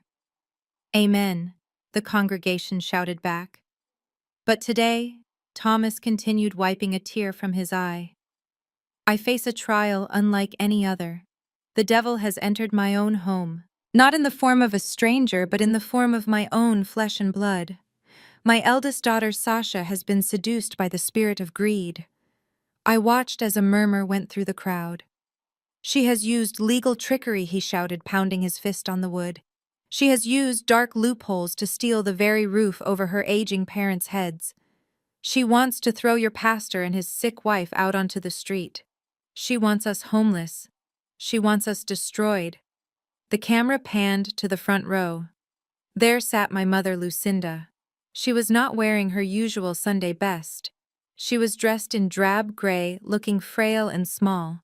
It was a costume. Just yesterday she had been swinging a designer handbag at Hunter's head with the strength of a prize fighter. Now she looked like she was on death's door. As Thomas reached the crescendo of his sermon, screaming about how sharper than a serpent's tooth it is to have a thankless child, Lucinda played her part. She let out a loud, theatrical gasp. She clutched her chest. She swayed in the pew. Lucinda Thomas yelled, rushing down from the pulpit. My mother collapsed into the arms of the head deacon. It was perfect timing. It was Hollywood quality acting. The live stream comments exploded. I watched them scroll by in real time, a digital lynch mob forming instantly. One user wrote, "Sasha is a demon. How can she do this to a man of God?" Another wrote, "We should find where she works and protest. She needs to be taught a lesson." A third comment appeared. "If I see her in the street, I will spit on her." My phone began to buzz on the table. First it was one text, then 10, then 50. My number had been leaked in the comments. "You are going to hell," one message read. "Watch your back," read another. I sat there sipping my coffee, feeling the temperature in the room drop. They were not just lying. They were inciting violence. They were using the faith of good people to cover up their own theft. My father was not protecting his home. He was protecting the secret that he had embezzled church funds to pay for that home's furnishings. I picked up my phone. I did not block the numbers. I did not reply. I screenshotted every threat. I screen-recorded the sermon where my father claimed he owned the house, a direct contradiction to the sworn affidavit he signed yesterday admitting he was a tenant. Lucinda was now being fanned by the church nurses on the live stream, looking weak and victimized. The donation link pinned to the bottom of the video was climbing. $5,000 raised for the pastor's legal defense fund. They were grifting. Even at rock bottom, they were grifting. I stood up. My lawyer, Mr. Sterling, looked at me with concern. "Ms. Banks," he said, "we should issue a cease and desist for defamation." "No," I said, buttoning my white blazer. "A piece of paper will not stop this. They want a show, Mr. Sterling. They want a villain." I grabbed my purse and the thick file folder containing the forensic audit of the church's accounts. I am going to give them a revelation instead. I walked to the elevator. The time for mercy was over. They had brought the church into our private war. Now I was going to bring the truth to the altar. And unlike my father's sermon, my testimony would be backed by bank routing numbers. The heavy oak doors of the Greater Hope Tabernacle swung open with a groan that cut through the organ music like a gunshot. The entire congregation turned their heads. 500 people who had just been praying for my destruction were now staring at me. I walked down the center aisle. I did not walk with my head down. I did not walk with the shuffle of a repentant sinner coming to the altar for forgiveness. I walked with the rhythmic, terrifying click of stiletto heels on hardwood. I walked like a CEO entering a hostile boardroom. Beside me walked James, my senior forensic accountant. He was a small man with glasses clutching a thick black binder against his chest. To the congregation he looked harmless. To my father he should have looked like the Grim Reaper. Reverend Thomas stood at the pulpit frozen. His hand was raised in mid-benediction. For a split second a smile flickered across his face. He thought I had broken. He thought the pressure of the live stream and the hate comments had forced me to come and beg for his mercy publicly. He lowered his hand and leaned into the microphone. "Praise God," Thomas boomed, his voice dripping with false benevolence. "The prodigal daughter returns. Come, Sasha. Come to the altar. Kneel and ask for forgiveness, and we shall welcome you back." I reached the steps of the pulpit. I did not kneel. I walked right past the kneeling bench and ascended the stairs until I was standing face to face with him. Up close, I could see the sweat trapped in the wrinkles of his forehead. I could smell the fear radiating off him. I reached out and took the microphone from his hand. He was too stunned to resist. I turned to face the crowd. The silence was absolute. Even the babies in the nursery seemed to stop crying. "I am not here to kneel, Dad," I said. My voice was calm, amplified through the massive speakers. "And I am not here to pray. I am here to audit." A gasp rippled through the pews. Lucinda, who was sitting in the front row, dabbing her eyes with a handkerchief, stopped moving. "You called me greedy," I continued, locking eyes with the camera at the back of the room. "You told these people that I was stealing your home. You asked them to donate their hard-earned money to your legal defense fund." I signaled to James. He stepped forward and opened the black binder. He pulled out a single enlarged document. But before you donate another cent, I think you should know where your money actually goes. I held up the paper. This is a bank transfer record from the Greater Hope Tabernacle Youth Outreach Fund, I announced. This fund was established to buy school supplies and winter coats for orphans. Amen, a deacon shouted from the Amen corner, not realizing the trap. Amen indeed, I said. On August 14th of last year, a wire transfer of $200,000 was authorized from this restricted charity account. I paused. I let the number hang in the air. $200,000. Did that money go to the orphanage, I asked? Did it go to the soup kitchen num? I flipped the paper over to show the destination routing number. It went to Buckhead Luxury Imports, I read clearly, specifically for the purchase of a Porsche Macan Turbo. A car registered to my sister Destiny Wilson. The silence broke. It shattered. A woman in the choir dropped her hymnal. People stood up. Lies. Thomas shouted, trying to grab the microphone back. She is lying. That was a church vehicle. For transporting the elderly, I sidestepped him easily. A church vehicle, I asked. A Porsche Macan with red leather interior and a personalized license plate that reads, Queen Bee. I pulled out another photo from the binder. It was a picture of Destiny posing on the hood of the car holding a bottle of champagne. Is this how we transport the elderly now, Dad? The crowd turned. The energy in the room shifted instantly from reverence to rage. These people were not rich. They were working-class families who gave 10% of their paychecks because they believed in the mission. They realized in that second that they hadn't been giving to God. They had been giving to Destiny's ego. I turned back to my father. He was gripping the pulpit, his face pale, his mouth opening and closing like a fish out of water. You stole from children, I whispered loud enough for the mic to catch. You stole $200,000 from orphans to buy a toy for your golden child. And then you had the audacity to call me greedy because I stopped paying your bills. I dropped the papers onto the pulpit. They scattered like leaves. The audit is finished, Reverend, I said. I suggest you call a lawyer, but not with the church's money. That account is now frozen. I handed the microphone back to him. He didn't take it. It clattered to the floor, a loud thud that signaled the end of his reign. I walked down the steps. The congregation parted for me like the Red Sea. They weren't looking at me with hate anymore. They were looking at Thomas, and the look in their eyes was terrifying. As I walked out the doors, I heard the first shout from the back of the room. Where is our money, Thomas? The house of God had just become a courthouse, and the verdict was guilty. The microphone clattered to the floor, rolling away from my father's feet like a dropped baton in a race he had already lost. The feedback squealed for a split second, a sharp piercing noise that made half the congregation flinch, but no one moved to pick it up. All eyes were fixed on the papers scattered across the pulpit. The bank statements, the wire transfers, the undeniable proof that the shepherd had been fleecing his flock to buy a German sports car for his favorite child. I stood there looking at Reverend Thomas. For 30 years, this man had been a giant to these people. He had baptized their children, buried their dead, and taken their tithes with a smile that promised salvation. Now stripped of his lies, he looked small. He looked like exactly what he was. An old man caught with his hand in the cookie jar. But I wasn't done. The exposure was just the opening act. Now came the negotiation.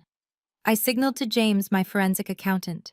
He stepped forward, bypassing the stunned deacons, and placed a single crisp legal document on top of the messy pile of evidence. He also produced a black fountain pen. Thomas stared at the document. He didn't need to read it to know what it was. We had emailed a draft to his attorney 10 minutes ago. You have a choice, Dad, I said. My voice was not amplified anymore, but in the dead silence of the sanctuary, it carried to the back row. Thomas looked up at me, sweat beading on his upper lip. Sasha, please. Not here. Let us go to my office. We can discuss this as a family. There is no family anymore. I replied, my voice devoid of warmth. There are only plaintiffs and defendants, and right now you are looking at a federal indictment. I pointed to the document. This is a confession of judgment. I explained loud enough for the front row to hear. It states that you admit to the misappropriation of funds. It states that you acknowledge the debt of $1.45 million owed to Sasha Banks Holdings. And it states that you voluntarily surrender all claims to the property on Elm Street, agreeing to vacate the premises within 24 hours. Thomas shook his head frantically.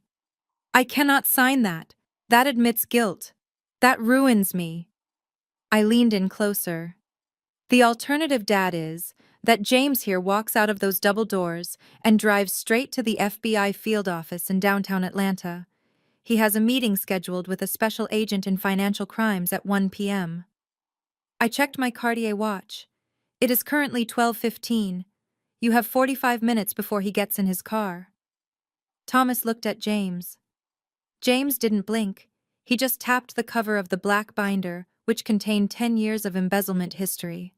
If the FBI gets this binder, I continued, my voice low and lethal, you won't just lose the house. You will lose your freedom. Embezzlement of charitable funds, wire fraud, tax evasion. You are looking at 15 to 20 years in federal prison. You will die in a cell, Dad. Is the Porsche worth dying in a cell? Thomas began to tremble. His knees gave way and he had to grip the pulpit to stay upright. He looked out at the congregation, hoping for a savior. Hoping for someone to stand up and shout, "Hallelujah, let the man go." But the faces staring back at him were cold. They were the faces of people who worked double shifts to put money in that offering plate. They were the faces of betrayal. Suddenly, a wail broke the silence. It was Lucinda. My mother, who had been play-acting a heart attack just minutes before, suddenly found the strength to rush the altar. She scrambled up the steps, her gray dress flying around her legs. She grabbed my arm with a grip that was surprisingly strong. Sasha, she screamed, tears streaming down her face, ruining her makeup. Sasha, stop this! He is your father. I am your mother. I looked down at her hand on my sleeve. I didn't pull away immediately. I let her hold on. I wanted to feel the desperation. Kanoi, she reverted to the endearments she used when I was a child, trying to trigger a muscle memory of love. Baby, please. We are old. We have nowhere to go. How can you be so cruel? I gave birth to you. I carried you for 9 months. I nursed you. Doesn't that mean anything? She looked at the crowd, playing to the audience one last time. She is my daughter, she wailed. I gave her life. And now, she wants to kill us. How can you be so evil, Sasha? The emotional weight of her words hung in the air. For a second, I felt the old guilt rising. The conditioning of a lifetime, telling me that honoring my parents was the highest commandment, no matter how abusive they were. But then, I looked at the Porsche receipt on the pulpit. I looked at the eviction notice. I remembered the Freeloader comment. I remembered the 10 years of being their ATM while they treated me like their servant. I gently but firmly peeled her fingers off my arm. I am not evil, Mother, I said. My voice was steady. I was not shouting. I was stating a fact. Lucinda stared at me, her mouth open. And you are not evil either, I continued. You are just greedy. The word echoed off the stained glass windows. Greedy. You are greedy for status, I said. You are greedy for praise. You are greedy for things you did not earn. You traded your relationship with your daughter for a lifestyle you couldn't afford. You sold me out for a luxury car and a country club membership. That is not evil, Mom. That is just pathetic. Lucinda recoiled as if I had slapped her. I turned back to Thomas. Sign the paper, Dad, I ordered. Or James makes the call. Thomas looked at Lucinda. She was sobbing on the floor now, no longer acting, finally feeling the true weight of her loss. He looked at the congregation. A deacon in the second row, a man who had supported him for 20 years, stood up. Sign it, Thomas, the deacon said. His voice was deep and unforgiving. Sign it and get out of our church. That was the final blow. The court of public opinion had delivered its verdict. Thomas reached out with a shaking hand. He picked up the pen. He didn't look at me. He looked at the paper, his eyes watering so much he probably couldn't read the words. But he knew what they meant. They meant the end of the bank's dynasty. He pressed the pen to the paper. His signature, usually so flamboyant and large, came out as a cramped, jagged scrawl. He signed the confession. He signed the eviction agreement. He dropped the pen. "It is done," he whispered. "Are you happy now?" I picked up the document. I checked the signature. It was valid. "I am not happy, Dad," I said, sliding the paper into my folder. "I am just paid in full." I turned to James. "Cancel the meeting with the FBI. For now." I looked at my parents one last time. They were huddled together at the pulpit, surrounded by the debris of their lies. "You have 24 hours, I said. The clock started when you signed that paper. If you are not out by noon tomorrow, the sheriff executes the writ." And Dad, Thomas, looked up, his eyes broken. "Leave the vestments," I said. "You didn't pay for those either. The church did." I turned and walked down the steps. I walked past the choir stand. I walked past the ushers. I walked out of the double doors into the bright, humid Sunday afternoon. Behind me, I could hear the murmur of the congregation starting to rise, a tidal wave of anger that my parents would have to face alone. I had given them a lifeboat out of prison, but I had left them in the middle of a storm they created. I got into my car. My phone buzzed. It was a text from Hunter sent 5 minutes ago. "Just saw the live stream. I am leaving town. Don't come for me." I smiled. The rats were scattering. I put the car in drive. I had one more stop to make. The house. I needed to make sure the locks were changed again, and I needed to supervise the packing. I wasn't going to let them steal the copper wiring out of the walls on their way out. The ultimatum had been delivered.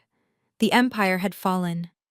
And tomorrow the freeloader would finally be the queen of her own castle. Monday morning arrived not with the singing of birds, but with the aggressive sound of packing tape ripping off the dispenser. At 9 a.m. sharp, a fleet of 3 moving trucks pulled into the driveway.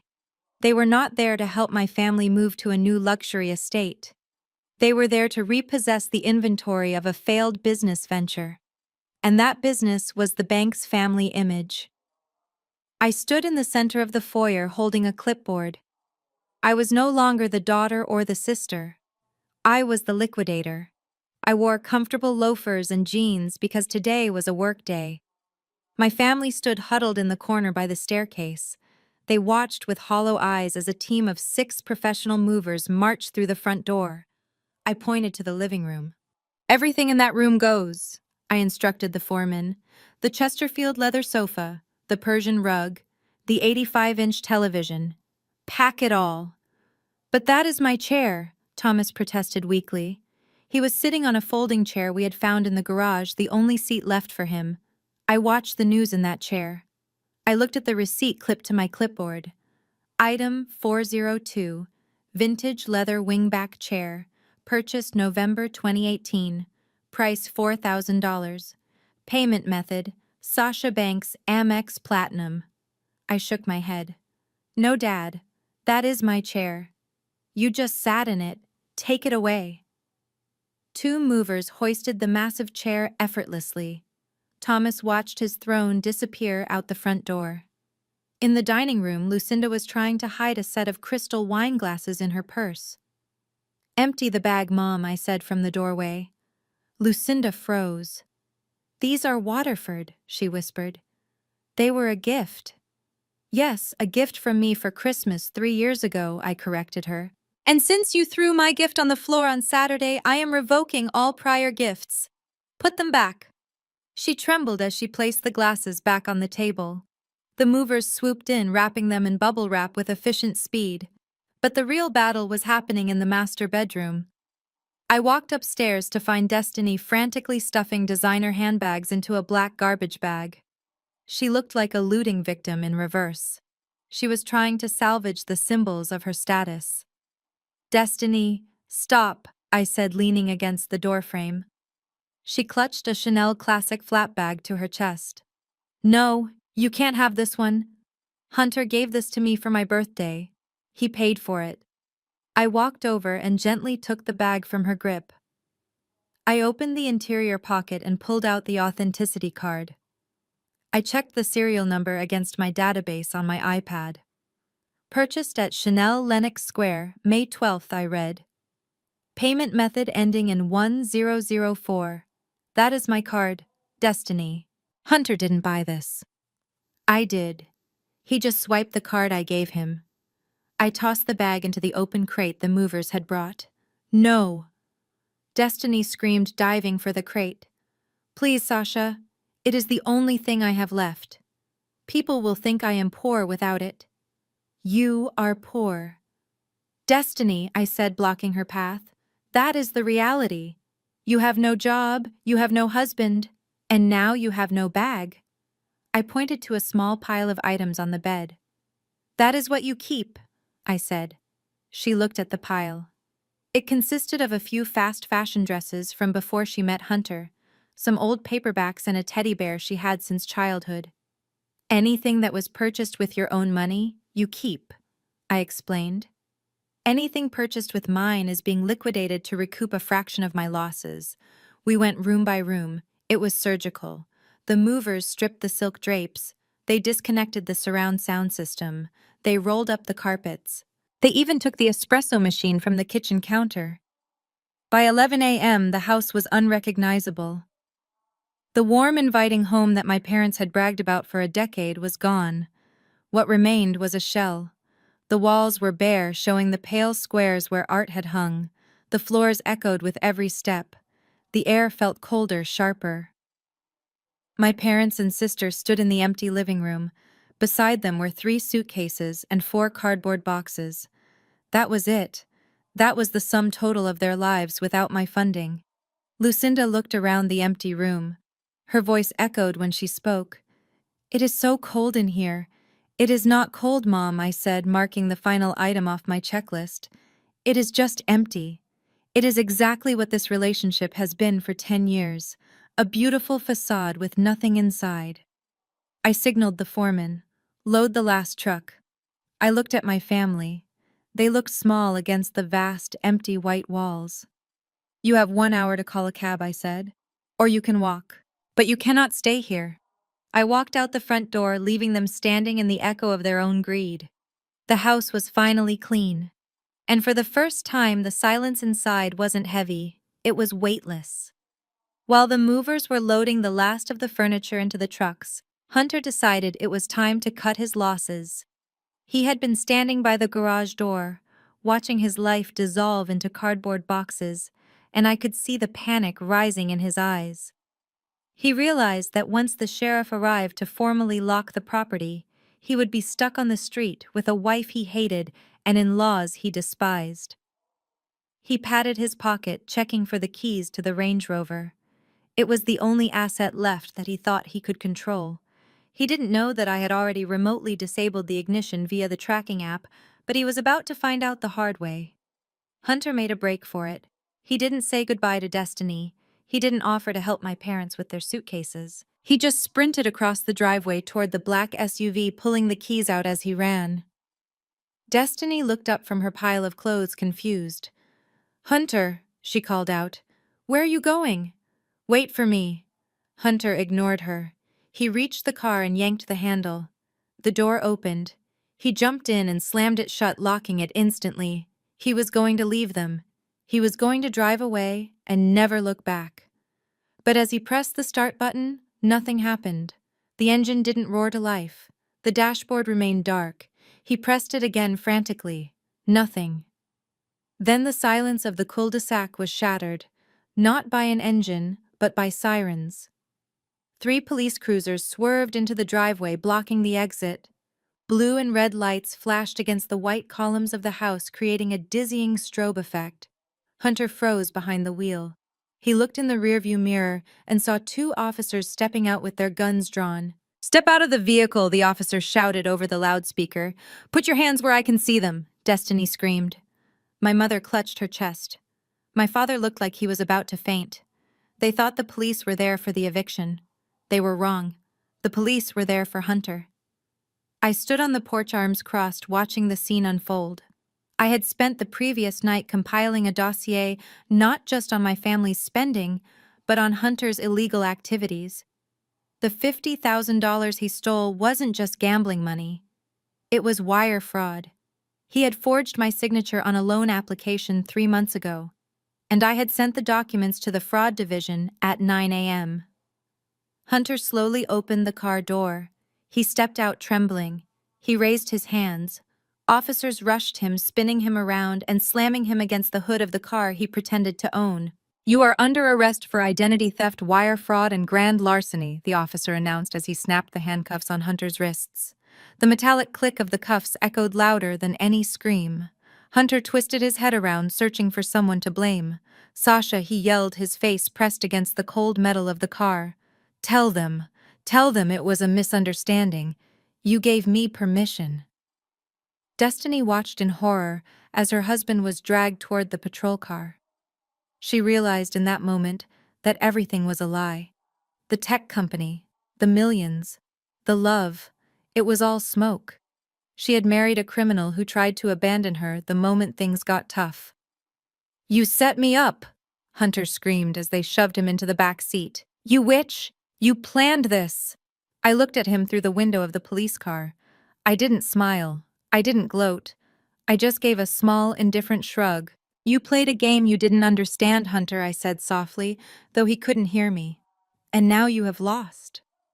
The police car pulled away, leaving Destiny standing in the driveway completely alone. She had no husband, she had no money, she had no car. She looked at me, begging for a sister's mercy, but all she saw was the liquidator closing the file. As the police sirens faded into the distance, the sky finally broke. It started as a slow drizzle dotting the pavement, but within minutes it turned into a torrential downpour. It was as if the heavens agreed that this scene needed to be washed away. The movers slammed the back door of the final truck and drove off, leaving the driveway empty except for my parents and Destiny. They stood on the sidewalk, huddled under the overhang of the porch, clutching their few suitcases. I stood inside the house. The foyer was empty now. The echo of my heels on the hardwood floor was sharp and clear. I walked to the front door, but I didn't open it. I stood behind the glass panel, looking out at them. My mother Lucinda turned and saw me. Her wig was wet, plastered to her forehead. Her gray dress was soaked, clinging to her frail frame. She looked at me with eyes that were no longer angry, just desperate. She walked up to the glass. She pressed her hand against it. "Sasha," she mouthed. "Please, it is raining. Let us in, just until the rain stops." She knocked on the glass, a hollow, frantic sound. Thomas stood behind her, shivering, looking at his feet. Destiny was sitting on her suitcase, sobbing into her hands, the rain mixing with her tears. I looked at my mother's hand on the glass. I looked at her, shivering, and for a split second, I felt a twinge of pity. But then a memory surfaced. I was 10 years old. It was raining then, too. My mother had walked into my bedroom, the one with the window seat I loved. She told me I had to move to the basement because Destiny needed a dance studio. She said the basement was fine, that I didn't need a view. I remembered crying. I remembered begging. And I remembered her closing the door on me, leaving me in the dark. She had taught me well. She had taught me that comfort is a privilege, not a right. She had taught me that space belongs to those who matter. And today I mattered.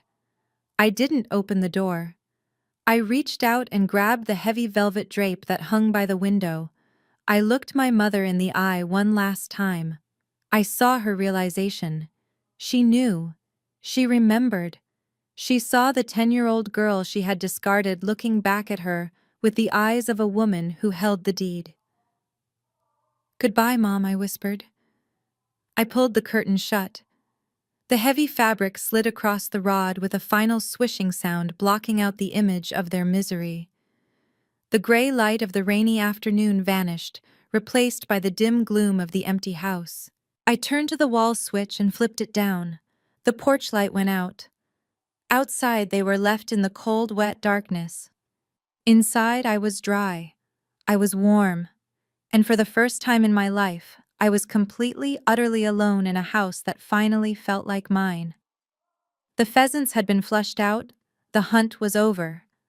I walked toward the kitchen to make myself a fresh cup of tea, leaving the sound of the rain and their muffled knocks behind me.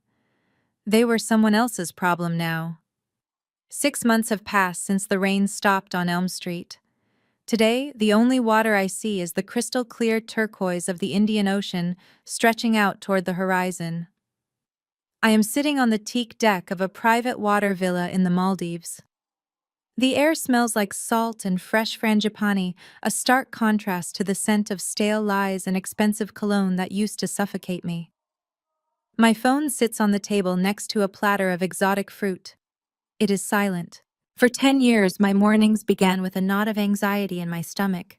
I would wake up to a text from Hunter asking for a bridge loan, or a voicemail from my mother guilt-tripping me about a new dress she needed for a church banquet, or a demand from my father about a roof repair he could not afford. That constant crushing weight known as the black tax is finally gone. My bank account is no longer a community chest for people who despise me. My resources are finally where they belong, investing in my own future. The house on Elm Street is gone. I sold it 2 weeks after the eviction. A nice young couple with a baby on the way bought it. They walked through the empty rooms and saw potential. They didn't know about the screaming matches in the living room or the fraud committed in the study. They didn't see the ghosts of a golden child who threw tantrums or a mother who played favorites. To them, it was just a house. To me, signing those closing papers was the final exorcism. I watched the new owners take the keys, and I felt nothing but relief. The fortress of my family's ego had been converted into liquid cash. But I didn't keep the profit. I didn't need it. My career as a corporate liquidator is thriving more than ever. Instead, I took every cent from the sale of the house, the proceeds from the auctioned furniture, and the money I recovered from selling Destiny's Porsche, and I launched a new project. It is called the Freedom Box Foundation. It is a grant program designed specifically for women like me. Women who are the first in their families to succeed, but who are being dragged down by the financial and emotional abuse of relatives who feel entitled to their labor. We provide financial literacy courses, legal aid for disentangling shared assets, and sometimes just a check to help a woman move into her own apartment and change her phone number. Every time I sign a grant approval, I feel like I am sending a lifeboat back to the girl I used to be. A waiter approaches my deck. He is wearing a crisp, white uniform. He places a fresh pot of Earl Grey tea on the table, the steam rising in the tropical heat. He smiles and asks if I need anything else, perhaps a reservation for the spa later. I look at him. I look at the ocean that separates me from the noise of Atlanta. I look at the life I have built, not for an image, not for approval, but for myself. I have everything I need, I tell him. I realize I am smiling. It is not the polite, tight-lipped smile I wore at family dinners to hide the pain. It is not the sarcastic smile I wore when I evicted my brother-in-law. It is a real smile. It reaches my eyes. My shoulders have dropped 3 inches since I boarded the plane. My skin is glowing not from expensive treatments, but from the lack of stress. I pick up the teacup. It is delicate and beautiful, and this time, no one is going to smash it. I take a sip, tasting the bergamot and the freedom. I am 34 years old. I have no dependents. I have no debt. And for the first time in my entire existence, I am not Sasha the bank or Sasha the scapegoat. I am just Sasha. And that is more than enough. While the sun sets over the Indian Ocean, painting the sky in shades of violet and gold, 4,000 miles away, in a cramped apartment complex on the outskirts of Atlanta, the sun is just rising over a very different reality. The air in Unit 4B does not smell of sea salt and freedom. It smells of damp drywall, stale frying oil, and the bitter metallic scent of regret. This is the new kingdom of the Banks family. The apartment is small with thin walls that leak the sounds of neighbors arguing about rent money. There is no Persian rug here. There is only cheap peeling linoleum that sticks to the bottom of your feet in the summer heat. The furniture is mismatched, salvaged from thrift stores, a ghostly echo of the $10,000 leather sofas they watched disappear into the moving truck 6 months ago. Reverend Thomas Banks. The man who once commanded a congregation of 500 souls is currently sitting at the wobbly kitchen table, massaging his swollen feet. He is no longer wearing the purple vestments of a holy man. He is wearing a polyester uniform that is 2 sizes too tight around the waist. On the pocket, a cheap plastic badge reads, Discount Mart Security. Thomas was defrocked 3 weeks after the audit. The church board did not hesitate.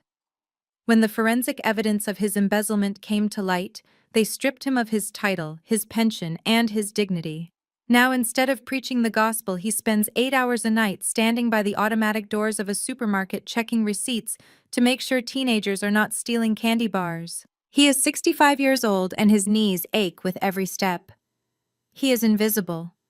The people who walk past him do not see a patriarch. They see a tired, broken old man who has to work the graveyard shift just to keep the lights on. The door to the second bedroom opens and Destiny walks out. The golden child has lost her shine. The blonde highlights have grown out, revealing dark, dull roots because she can no longer afford the $300 salon visits. Her face, once plump with youth and expensive skincare, looks gaunt. There are fine lines around her mouth etched deep by months of frowning. Destiny is wearing a uniform too. An orange polo shirt and black non-slip shoes. She works the breakfast shift at a diner down the highway. It is a place where truck drivers go for cheap coffee. She spends her days wiping grease off tables and being yelled at by customers who think her tips are optional. She hates them. She hates the smell of bacon grease that clings to her hair. But mostly she hates looking in the mirror and seeing her mother staring back. She has become hard. She has become bitter. The princess fantasy is dead. Lucinda is the last to emerge.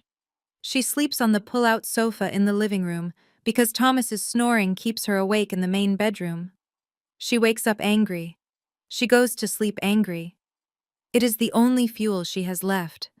She shuffles into the kitchen, wrapping a thin, faded robe around herself. She looks at the empty coffee pot and sighs a loud, dramatic sound that fills the small space. There is no coffee, she complains, not looking at anyone. We are out until Friday, Thomas grumbles, putting on his shoes. Payday is Friday. Lucinda slams a cabinet door. We used to have Kona coffee.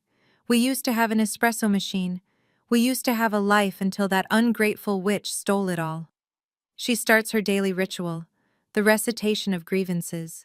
She talks about me, Sasha, as if I am a demon who descended from the sky to ruin her perfect world. She does not talk about the theft. She does not talk about the years of abuse. She only talks about the consequences. I carried her for 9 months, Lucinda mutters, pacing the small kitchen. I gave her a name. And this is how she repays me. She leaves her mother to rot in this dump while she is off in Paris. Thomas stands up, grabbing his hat. She is in the Maldives, Lucinda. Leave it alone. I will not leave it alone, Lucinda screams. She owes us. She has millions now. I saw the article about her foundation. She is giving money to strangers. To strangers, Thomas. But her own mother has to sleep on a lumpy couch. Destiny grabs her purse, ignoring them. Can you two stop screaming? I have a headache. You have a headache, Lucinda snaps. I have a heartache. My friends don't call me anymore. The church ladies cross the street when they see me. I am a laughingstock, and it is all your sister's fault. Destiny opens the front door to leave, but she stops. Sticking out of the metal mailbox attached to the wall is a thick, cream-colored envelope. It looks like a relic from their past life. Destiny picks it up. Her heart skips a beat. For a second, she thinks it might be a check. What is that? Lucinda asks, her eyes sharpening. It is from Sasha. Destiny whispers. The return address is embossed. The Freedom Box Foundation. Open it. Lucinda rushes forward. Her hands tremble as she tears the expensive paper. She pulls out a card. It is black velvet with gold foil text. You are cordially invited. Lucinda reads aloud, her voice trembling with hope. To the inaugural gala of the Freedom Box Foundation. Celebrating the liberation of women from financial abuse. She flips the card over. She shakes the envelope upside down. There is nothing else. No plane tickets, no check. Where are the tickets? Lucinda asks, panic rising. The gala is in Paris. It is next Saturday. Destiny drops into a chair, a cold laugh bubbling up in her throat. She sent us an invitation to a black tie gala in Paris, Mom. But how do we get there? Thomas asks. We cannot afford a bus ticket. That is the point, Dad. Destiny says. She knows we can't come. She wants us to know that she is celebrating getting away from us. Lucinda stares at the card. The gold letters seem to mock her. Liberated from financial abuse. She realizes finally that she is the abuse. She sent this to taunt me. Lucinda screams, throwing the card across the room. It lands near the trash can. She is evil. No, Thomas says quietly. He looks at his security guard badge. She is not rubbing it in. She is just moving on. And she wanted to make sure we knew we were not invited to follow. Thomas walks out into the gray morning. Destiny heads to the diner. Lucinda is left alone in the cramped, silent apartment, staring at the invitation on the dirty floor. The audience has left the theater. The lights are off. And she is stuck in the dark, with nothing but the echo of her own complaints to keep her company. The sun was beginning to dip below the horizon, painting the Indian Ocean in streaks of violet and burning orange. The only sound was the gentle lapping of water against the stilts of my villa. Then a vibration broke the peace. My phone buzzed on the teak table. The screen lit up with 2 words. Unknown caller. I knew who it was. My family had been blocked on every social media platform, every messaging app, and every known number. But desperation always finds a way. I stared at the phone. I could have let it ring. I could have let it vibrate until the battery died. But I realized I wanted to answer.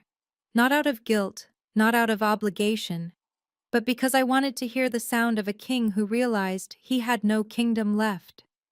I swiped the green icon and held the phone to my ear. I did not say hello. I just listened to the heavy, ragged breathing on the other end. It sounded like a man who had run a marathon only to find the finish line had been moved. Sasha, the voice crackled. It was Thomas. My father. But the boom was gone from his voice. The pulpit power was gone. He sounded old. He sounded small. I took a sip of my tea. Hello, Dad.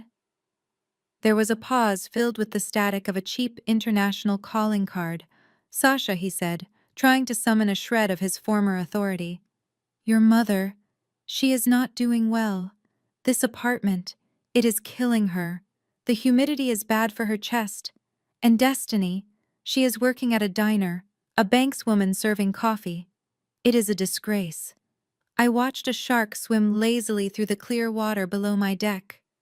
That is unfortunate, I said calmly, but I fail to see how that is my problem. Thomas sighed, a sound that was meant to induce guilt, but only induced pity. We have prayed on it, Sasha. Your mother and I. We have prayed day and night. And the Lord has moved our hearts. We are willing to put this behind us. I almost choked on my tea. Put this behind us. Yes, he continued, gaining a little more confidence. We are willing to forgive you. We know you acted out of anger. We know the devil got into your heart for a moment. But you are still our daughter. If you come home, if you help us get set up in a decent place, we will welcome you back. We will not even mention the eviction to the church. We will say it was a misunderstanding. I closed my eyes and let the tropical breeze hit my face. The audacity was breathtaking.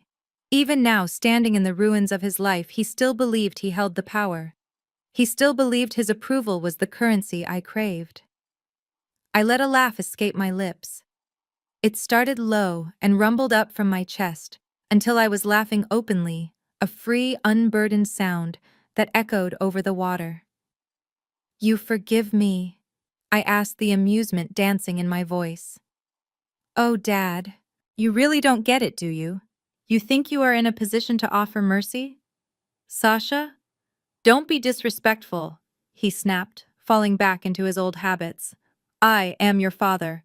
I am offering you a chance to redeem yourself." "No, Dad." I cut him off, my voice turning hard as diamond.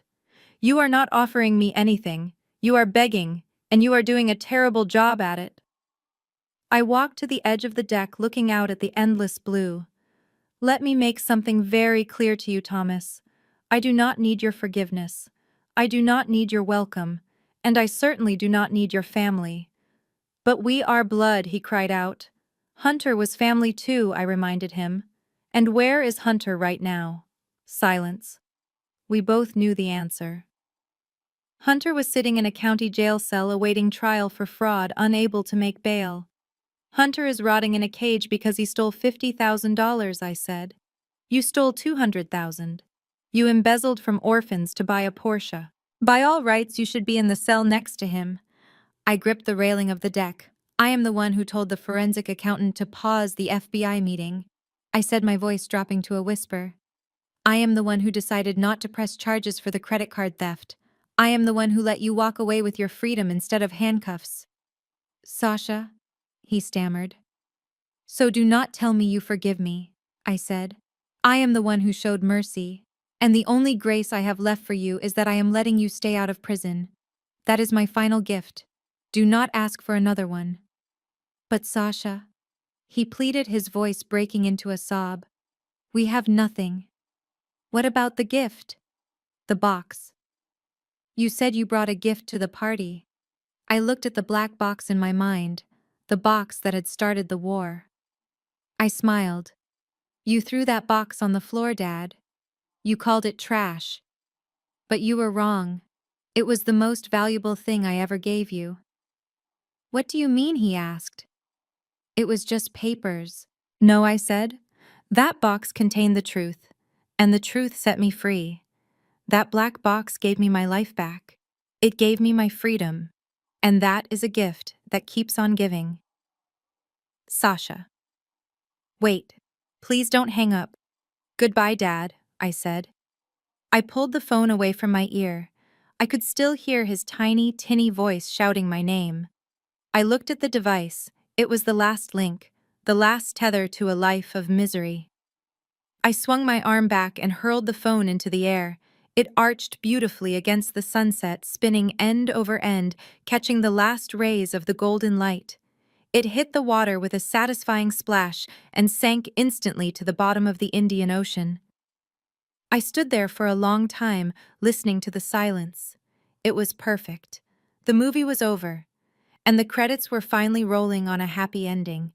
This story is a powerful reminder that sometimes the people who are supposed to love us the most are the ones holding us back. Sasha's journey teaches us that self-worth is not a price to be negotiated, and family is defined by behavior, not biology. The most courageous thing you can do is cut the cord when the relationship becomes parasitic. Remember, saying no to toxic family members is not an act of cruelty. It is an act of survival. You cannot heal in the same environment that broke you. True freedom begins the moment you realize you are enough all on your own. If you have ever had to choose your peace over your family's approval, hit the like button and subscribe to our channel. Share this video with someone who needs to know that walking away is not quitting, it is winning. See you in the next story.